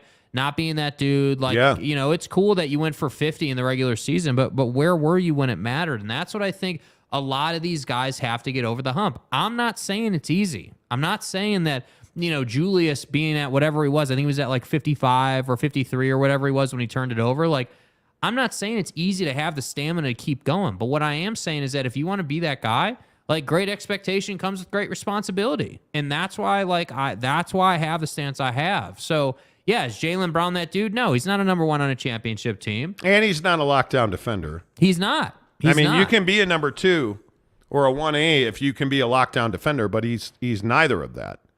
So, I don't know. I think it's interesting. It'll be really interesting to see exactly how all this plays out. But I think that when I look across this league, the teams that are legit, they have studs on the wings. And it's one of the things that really worries me about the Lakers. If LeBron does come back, that's a tough team to beat now. Yes. Like if you look at the way that, right now, Austin Reeves is a critical performer on that team. And I know I seem to talk about him all the time, but what is he? He's a wing player. Yeah. If you look at Sacramento, they play fast with a bunch of dudes on the wing. And they have a really mobile big in Sabonis, who does a bunch of really nice things, including get his shot block last night like 11,000 times. But I don't know. I think that this team is going in the right direction. Yeah. I would feel very positive. Yeah. Very positive. Yeah. Jorge says everything was okay with Quinn leaving, Gobert trade. If we would have kept DM, hell of a team. Maybe. Yeah, but you wouldn't have the assets you have. Yeah. Yeah. You wouldn't. Yeah. So, and you only got those because you're tanking. I'm kidding. It was a joke. I'm kidding. Dude, you're gonna set Monty said they're tanking. Hey, Monty reported on the Monty Show that they're tanking. Everybody is outraged. He said, "Trust me, bro." Yeah. Trust me. Those damn YouTube hacks. And he was pretty bricked up when he said it too. Yeah, so I'm so bricked up right now. That could mean so many different things. So many different things. Gary says, at best, JB is like a third best on any team. He will never be the guy, but he will be one of the guys. Yeah, I agree with that. Some of the voices of my childhood were Gorilla Monsoon, Bobby the Brain Heenan, and Mean Gene Okerlund. Bobby the Brain Heenan. So misunderstood. Yeah. So misunderstood. Ruff's official, who's a member of the show now. Yeah. Lori's averaging 25 and 9. Don averaged 27 and 4, and no drama from Lori. There was no drama from Don. Yeah. Donovan Mitchell's a far, far better build-around player than Lori Markkinen. Yeah. That's very clear. McKinley Cutler says Jokic is a traffic cone on defense, and that instantly disqualifies him from the MVP combo for me. Oh, yeah. Yeah. Unfortunately, it doesn't disqualify him for the people who actually vote, which sucks. Yeah, seriously. Jet Wayman, the Towel King of Utah. Imagine Giannis coming to the Utah Jazz. Oof. Oh my God, just like that. Oh. Gary says, stay hard. Stay hard. I agree. I agree you should, but I don't know, man. We'll see. Are the Utah Jazz going to make the playoffs? Yeah, I think they'll make the play-in. I do. You do? I think they will surprise people. Lakers? No. Oh. Why do you? Who hurt you, Jake? Because it's the Lakers. Who they hurt disappoint every year. Minnesota. Man. They're getting Carl and they're getting I know. Ant back. But I don't trust them either. OKC. I'm telling you. I want to say no to all these teams, but one of them has to make it. Like the OKC schedule is, I would rather have somebody drop a ball ping hammer on my nuts. I mean, Which is, just kind of weird. Yeah, that was probably over the top. LA, Portland, Charlotte, Detroit, Indiana, Phoenix, Golden State, Utah, Memphis. No, Yeah. I'm fine. Yeah. Good luck. You're not Ja making the comes back playoffs. tomorrow, by the way. Anybody care? Dude. Guess we're just moving on now. Ja Morant, yeah. Oh, he's in therapy. Oh. Ja Morant is a delicate flower. Oh. And he needed therapy. The hose really did damage, deep-seated damage. Yeah, his hands are really tired You from know. throwing up all those Crip signs. Okay, wow. Maybe a lot too much, but I don't think it's too much. Dude threw up gang signs repeatedly. Dude was living that life. And now all of a sudden I'm going to get asked he grew to... up poor in the inner city. He went to private school. He wasn't poor. I got news for you. He did not grow up poor. Like, the The Ja thing hypocrisy is is amazing. The hypocrisy is amazing. The 8-game suspension means nothing. Yeah. The Ja thing is frustrating for me. Yeah. I feel like it happened, and then, he I don't even really feel like he got suspended. This is what we do now in sports. Oh, he's going to be away from the team. And then, your commissioner comes out and says, okay, we're suspending him 50 games, and he's already served 47 games, so he's going to get 3 games. Like, come on, dude. What would you have liked to happen? I'd like to have seen 20. I think they can't do 50 because they don't have proof about the gun on a plane and, like that whole thing. You don't have the proof to justify 50. But 8 games is incredibly light, and I don't think it teaches him a lesson, and I don't even believe that he actually went to therapy. I don't. Wow. So you think they made that up? Yeah. You think they made that up? Yeah, I think he's been chilling. I think he's been resting. I think he's been lifting. I think he's been nourishing his body, and they're going to go on a run when he comes back tomorrow. Okay. Listen, man, I think, yeah. Okay. Ruff's official says Jokic consistently plays 70 games, Embiid plays 50, 60. That's the difference. What does that have to do with the MVP?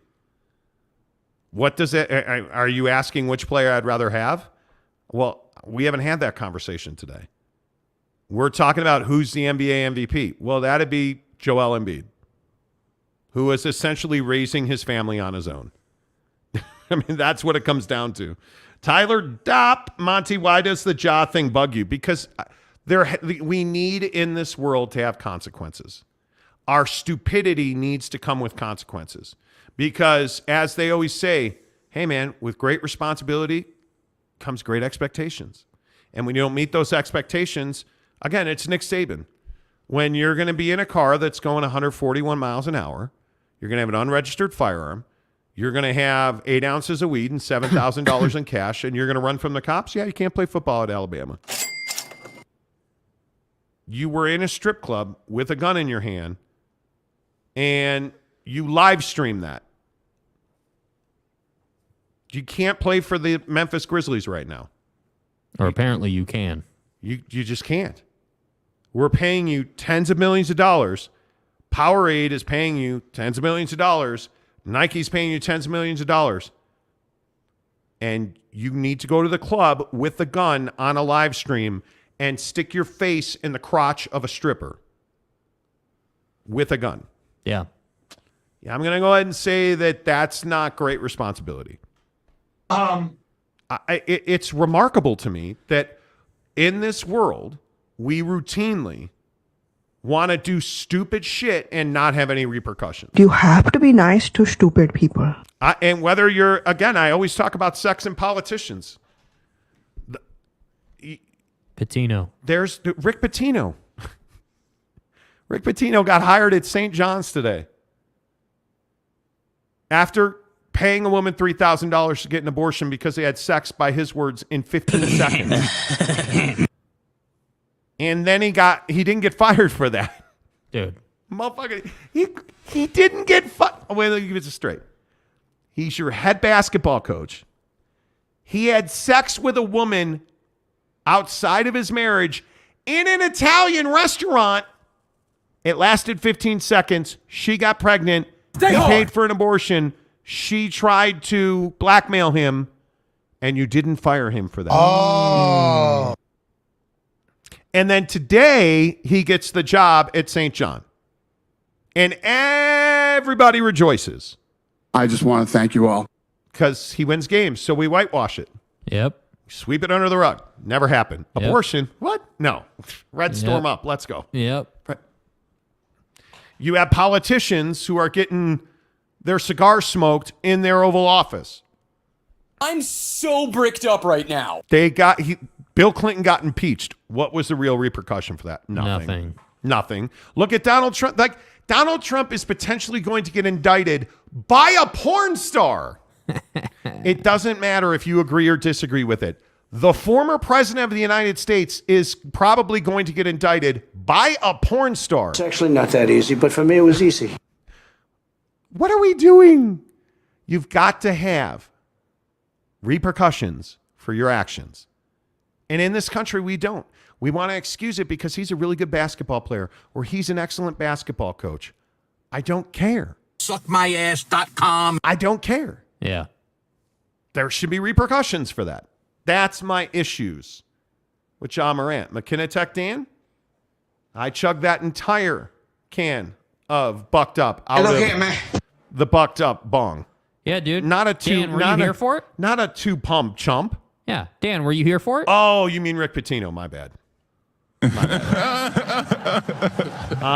Zigret Dane says Ja is on the precipice of having the thrill of victory and the agony of defeat. Yeah. If he doesn't change his way, let's go. Trey Turner. Home.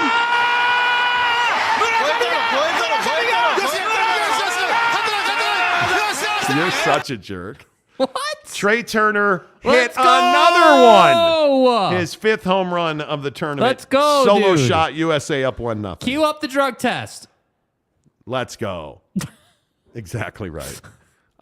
McKinley Cutler, the Cookie King of Utah. I hate the Ja situation because this might make him feel more invincible. And he might do even stupider things until he does something unforgivable and ruins his life. Yeah. Totally agree. Hullabilly says, out of pocket, Jake.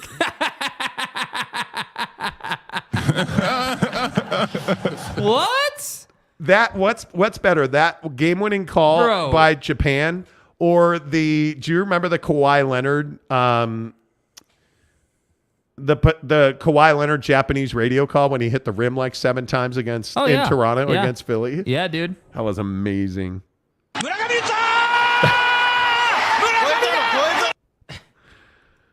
Ginder says Trey Turner for president.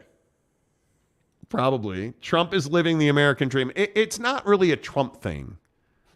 The problem is he's the former president of the United States, you guys. And he's getting undone by a porn star. What really do we have to lose? You're getting undone by, and this is the thing that always gets guys of power. Yeah. Every single one of them. Like Bill Clinton got undone by an intern. I'd love it to be wider. And her dress. Like, how? Bro, you got impeached because you left yourself on her dress. Cold-blooded my guy. Like, hello? Dude. What are you doing? Yeah, probably shouldn't be doing that, dude. What are you doing? Right? Like, anyway. Yeah. All these dudes. All of them. All these dudes that can't handle sex. And John Morant's no different. Bro, you carry, let me get this right. You just signed a Powerade deal. You just signed a Nike deal. You're one of the faces of the NBA, Ja. So you're going to live stream with a gun in a strip club. That seems what it is. Seems like the right thing to do. Yeah. Let me get this right. You're a 4-star DB at Alabama. So you're going to put a gun, allegedly, in your car with 8 ounces of weed, $7,000 in cash, and you're going to speed down the freeway in Florida at 141 miles an hour. Fucking A. Let me get this right. You're Jalen Carter. You are, by most people regard, the number one player in the 2023 NFL draft. The best player. Yeah. And you guys just won your national championship again. So let me get this right. You're going to get in a Jeep Grand Cherokee Trackhawk. You're allegedly going to street race with a teammate and a football staffer. They're going to die in a car accident. Doesn't make you feel responsible. And you're going to lie about it at 2:30 in the morning, I believe it was. Because you think you're bulletproof. Yeah. You think it can't happen to you. Yeah. You're Plaxico Burress in the club dropping a gun down his leg. And you wound up in jail for it. Yeah, you did. Yeah, you did. You did. Right? Jalen Carter just pled no contest in Georgia to this. And Mel Kiper has him 6th in his mock draft. He's still going to get drafted in the top 10. Like, this is the fucked up part. Yeah. He's still going to get drafted top 10 in the NFL draft. And he was at the scene. At the least, he was at the scene. Like, and I want to make sure I get this right. Yeah. Jalen Carter, do you guys understand what it means when you plead no contest? Uh-huh. It means that you're like, yeah, I'm going to throw my hands up. Yeah. Please have mercy on me. Right? Yeah. Jalen Carter pled no contest to reckless driving and street racing. Uh-huh. In an incident where 2 people died, and the person driving the other car was twice the Georgia legal limit. You left the scene, then lied about where you were, allegedly, and you're going to face no repercussions for that. Now, did it cost you money? It did. Are you going to jail? No. Are you not going to play in the NFL? No, you are. You're going to get drafted in the top 10. So you're going to be rich, probably generational wealthy. You failed miserably at your pro day. Top 10 draft pick, still going to be generationally wealthy. Fact. 2 people are dead. And there's no repercussions for it. Yep. They're not felonies. They won't be on his record for the rest of his life. This is who we are. This is what we do. So you can do whatever you want, and you get no repercussions. But why? Because you're either rich or you're really good at sports. Better send those refunds. Other than that, I'd be in jail if I did what Jalen Carter did. Or you could be really good at coaching basketball teams, you know. But even then, look at Rick Pitino is a really good example of this. Again, I want to make sure you guys understand this. Rick Pitino, who calls himself a devout Catholic, in God's name, image, and likeness, cheated on his wife with a friend's wife, and he said in court it lasted no more than 15 seconds. Yeah, I'm sure, bud. She tried to extort you after you paid for her abortion, allegedly, that you testified to in court. And then, just so we're all on the same page, you didn't get fired at Louisville for that. You got hired at Iona, and now you got hired at St. John. Even after you've had multiple NCAA scandals, your first job ever in the NCAA. At Hawaii, you had an NCAA violation. At Louisville, ultimately you got unwound by NCAA violations. And you paid for an abortion, and you cheated on your wife in an Italian restaurant, and you lied about it, and then she tried to extort you, which meant you were trying to cover it up, and she forced you to become public with it, then sued you, and you still keep getting jobs. What now? Let me tell you what now. What else do you have to do? Maybe we're this whole chaste life thing, maybe this whole live a morally choice life, maybe that's not the way to get rich. Goddamn. Maybe I need to get a stripper and stick my face in her crotch with a gun in my hand so Powerade will sponsor the show. Yeah, I mean, at least Jock could have done Powerade a favor in the gun video. I mean, at least have a Powerade cup in your hand. And I don't mean to rail about this, you guys. You're probably tired of hearing me talk about but this I think already. it's justified, dude. God damn. Justified, man. I'm just so far over this. Dude, if I went out and drove 140 tomorrow, I'd be in jail and we wouldn't do the show. Gary says 15 seconds or more can save you 15% or more by switching to Trojan.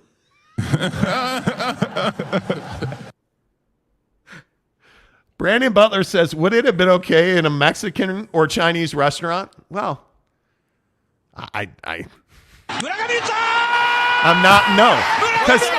not going to make a sushi joke. I'm not going to make a taco joke. I'm certainly not going to make a burrito joke. Hola Billy says, I could listen to y'all go off on anyone all night long. Thank you. and then the Tile King of Utah, who is also known as the great slayer of Draper moms. Yeah. It's actually not that easy, but for me it was easy. Says strippers with a drooling emoji. Am I the only guy? Hookers, my friend. Seriously, am I the only guy that doesn't like strippers? Okay, well. I must be the only guy. Again, I will say pornography is the great destroyer of men. How the fuck else would you do this job? But I can at least understand why dudes use pornography. Hey, man, you need to shoot your shot. Hey, I get it. Dude, in her, your face, you're not. Excellent strategy, sir. Your nose, bro, your nose, dude, that's your nose, man. You put your Don't touch me there. That, sir, is my no square. Every night, my goddamn boy. Stay hard. I watch Mayor of Kingstown. I know how hoes work. She's in the champagne room Stay 3 hard. times a night, dude. What? Stay hard. Your nose. Oh, It's probably different than what you're thinking, though. It's not Carl's Jr. It doesn't need to be all over your face, right? It just doesn't. What are we doing? Do you know how many customers God. Yeah, this is much more Burger King. Have it your way, right? Seriously, I want to shop at Tiffany. I don't want to shop at Walmart. You shopped at Walmart with your nose, dude. And you did self-checkout. Right? No, you held the place hostage with a gun while live streaming it. Yeah. I don't understand the affinity for strippers. Do you understand? God, my Stay hard. They're like Jiffy Lube, dude. In and out, boom. And then the next customer, they check their oil too. What are you doing? I'm so bricked up right now. I've never understood the stripper thing. And I know. I'm this dude. Let me get us in the mood with some music here. Hang on. Okay, here we go. All right, let's get in the mood here. Here I was hoping for some porn from the 70s music. But you know what I don't understand? And somebody needs to help me with this. Right? I went to a bachelor party when I lived in Sacramento at a strip club. We went go-kart racing. We went to, I believe, B-dubs and got wings. And then went to the strip club. You didn't get wings at the club? No. Oh, that's a tie game. Time to stop the music. That's a tie game. Meryl Kelly getting absolutely lit. Oh, my God. Munetaka Murakama. Your mama just left. Yeah, dude, upper deck. Anyway, so we go to this, and it's not a nice strip club. The parking lot, it's a Soprano strip club. Let's be honest, right? The parking lot's got potholes. No. I vividly remember they had what they called an arcade. And I'm just sitting there, and the first thing is we're sitting there drinking drinks, whatever. At this point, I guess I am, how old am I? I am 30 years old, right? And we're there with a bunch of dudes, and the strippers are not... You fucking donkey. I mean, the produce is not fresh. They're not tier 1. Right, exactly. They're not tier 1. This is much more tier 3. Yeah. We're talking about Apple TV here. Yeah. Thank you. Yeah. And so, okay, that's fine. Right? They're working. Look, they're trying to pay their way through college. I get it, man. I get it. Yeah, we understand. And then they're like, okay, by the way, and the disco music stops, and like the greasy slimy guy's like, all right, everybody, welcome to Candy's Playhouse. That's right, T. We have Candy's Playhouse. We got a Hey, Monty. Hey, Monty. Good to see you, bud. Peace out. Hey, look, here at Candy's Playhouse, we really like to do well by our customers. My guy, Jimmy, Merrill Kelly's in trouble, by the way. Now he gives up a base hit. Nobody out, 1-1 in the bottom of the second. Here at Candy's Playhouse, my guy, Jimmy over here, he's getting married. Jimmy, why don't we have you come up here on stage? I wouldn't touch the pole. There's some bacteria on there, but just kind of come over here. Here's a folding chair. Not I a just want to comfortable. thank you all. Yeah, not a comfortable chair. Not like a It's just throne. a chair. Just a chair. It's like a metal folding chair. It's you know what it is? It's a wrestling chair that they beat people up with. And we're all like, let's go, Jimmy! Woohoo! Yeah, Jimmy! Jimmy! Let Jimmy, you get yours, buddy. Let's go. Yeah. Okay. And he's like, all right, now, here's Cheryl and Cinnamon. They're going to come up here and they're going to celebrate Jimmy's pending nuptial. All right. Hey, Cinnamon, turn on the music, Freddie. All right, Cinnamon, let's get out here. Here comes Cinnamon, and she clearly is, she's top tier, creme de la creme. So she's ESPN. At this, well, maybe not ESPN. she's like the Ocho. Okay, the So Ocho. anyway, Got it, Cinnamon got it. comes out, stacked, racked, packed, ready to go. Yeah, exactly. Stay hard. Right? Like she's just ready to go. And she's like, okay, hi, Jimmy. And she walks up behind him and she's massaging. We're like, Jimmy, let's go. Hot dog sandwich in your pants. Go. Woo! We're like, hell yeah. I'm pumped. And she's like, Jimmy, do you want to, and I'll never forget this. Jimmy, do you want to play a game with Cinnamon? I want it. And he like nods his head like, oh, motorboat time. Yeah, let's go. She's like, okay, in this game, we blindfold you. Just take a destination. And Jimmy's like, all right, let's do this. They blindfold him. And in our game, what we're going to do is take off your shirt. Okay. They take off his shirt, and Dad Bod God is sitting up there with a blindfold on. And they're like, okay, stand up. Let's spin you around. You know. And they proceeded to yank his underwear out from his pants in a wedgie like I have never seen before. And the whole crowd was like, I will never forget. Let's go, Joe. God, Jimmy. Dude, like she had, I will never forget it. He had on those plaid cotton boxers we talked about. Blue and green plaid boxers. That he had been sweating it all night. And she ripped them off. He fell Stay hard. flat on his face. He rolled over to get up, and she sat right on his face and danced for like 20 seconds. Dude, what, longer than Pitino, though? Yeah, see? So, see? Not see? a two-pump chuck. It's probably different Dude. than what you're thinking, though.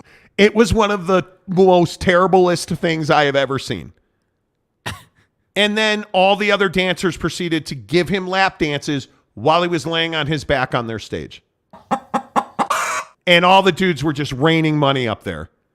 And I was in the back talking to one of the, how shall I say, understudies. Right. It was one of the most uncomfortable nights of my life. Okay, that's enough. Stop, please. Dude, I've never understood it.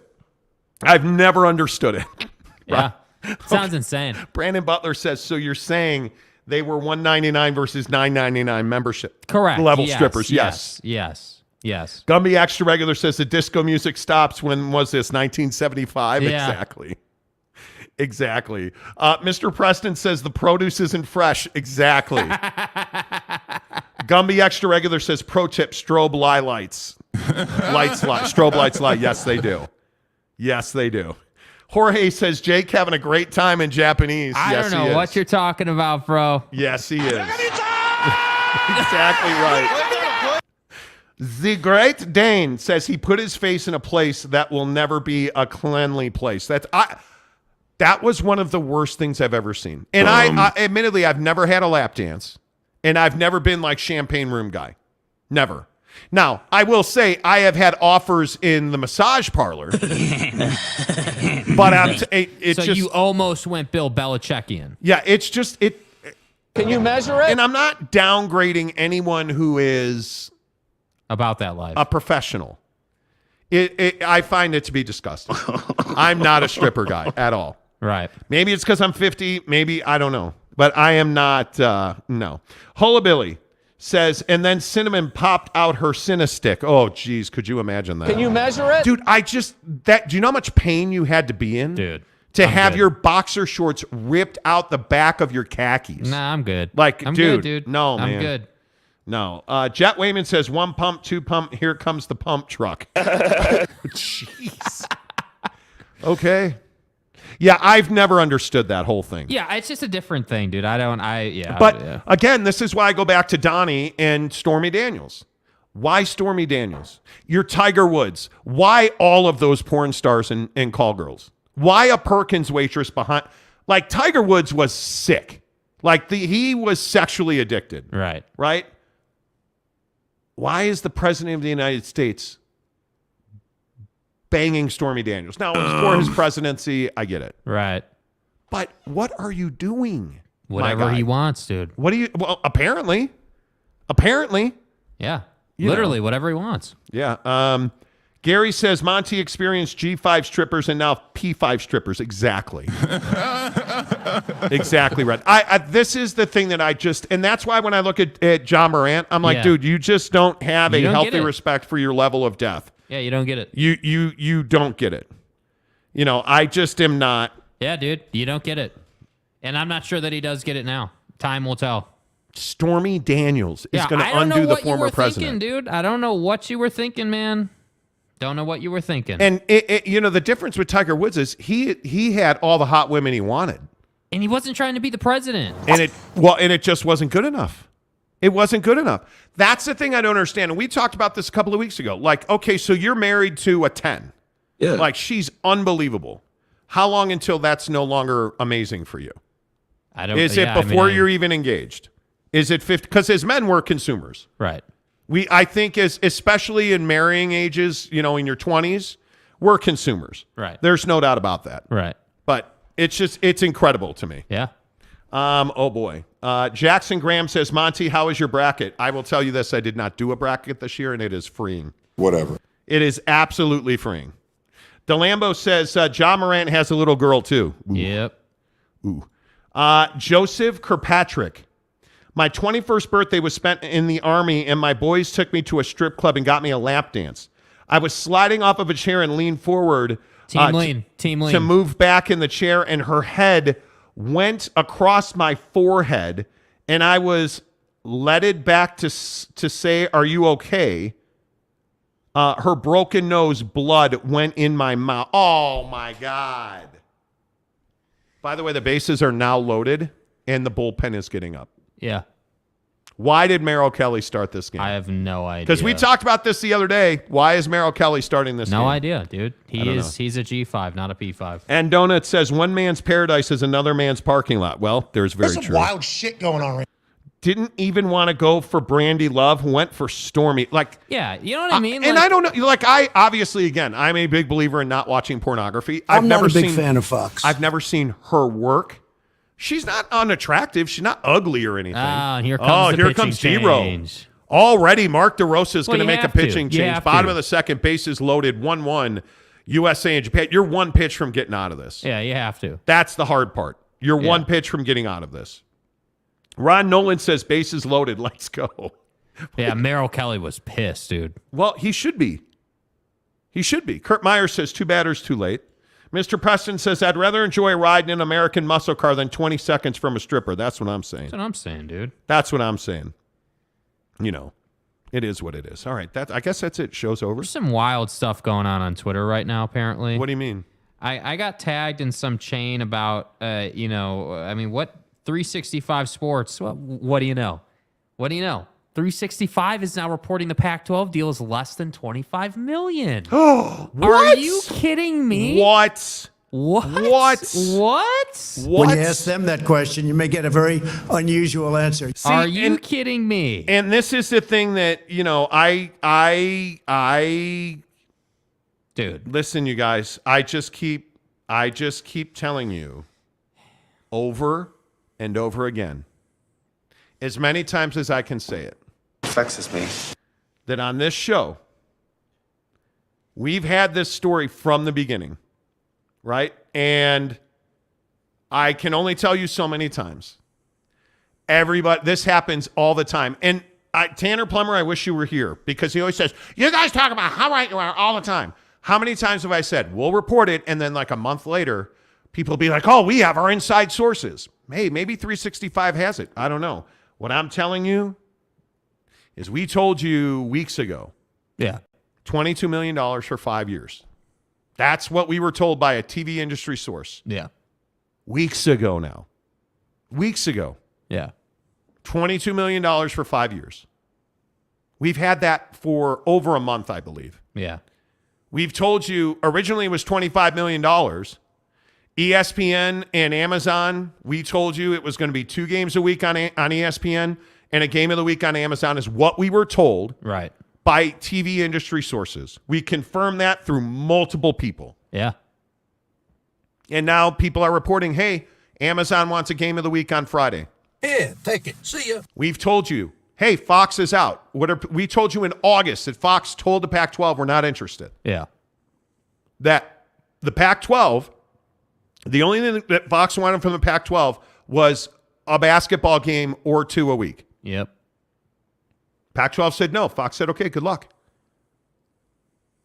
They wanted ESPN to take the whole thing, lock, stock, and barrel. ESPN said, no, we're not doing that. Yeah. We have too much other inventory now. Right? Like, we've been telling you this for months on end. Yeah. So, hey, you know what? If that's truly the case, I'm thrilled. Yep. You know? I'm telling you now. I am telling you now. If it's what we said it is, and I'm pretty certain it is, if it's 25 or less, you're going to lose 4 teams. You're going to lose 4 teams. You're going to lose the Arizona schools for 100%, certain. 100%. For certain. You are going to lose the Arizona schools. Yep. My feeling is you're going to lose Colorado, and I think you're going to lose Utah. Yeah. If it's $22 million, I think you're going to lose half the conference. Yeah. Now we got to start talking about you being a G5, not a P5. That's what I'm saying. Yeah. 365 isn't as on top of the news as y'all. Well, I appreciate that, Jackson. Thank you. They must have some real good sources. You know. Yeah, I don't know who they'd be listening to. I mean, you know. The Rock is the GOAT. Says, don't throw out your arm now, Monty. You know what? The shoulder's feeling pretty loose. Yeah, you know, I mean, yeah. Time to go. Yeah. Who's got you covered? Yeah. Barbecue Pit Stop. BBQPitstop.com. All the best barbecue equipment, rubs, seasoning, equipment, sauces. Make sure you tell them you heard about it on the Monty Show. In the link below, make sure you get Fucked Up, the free samples. Fucked Up, the official energy drink of the Monty Show. USA now trails 2-1, bottom of the second, 2 outs. Until tomorrow, say goodbye, Jake. Goodbye, Jake.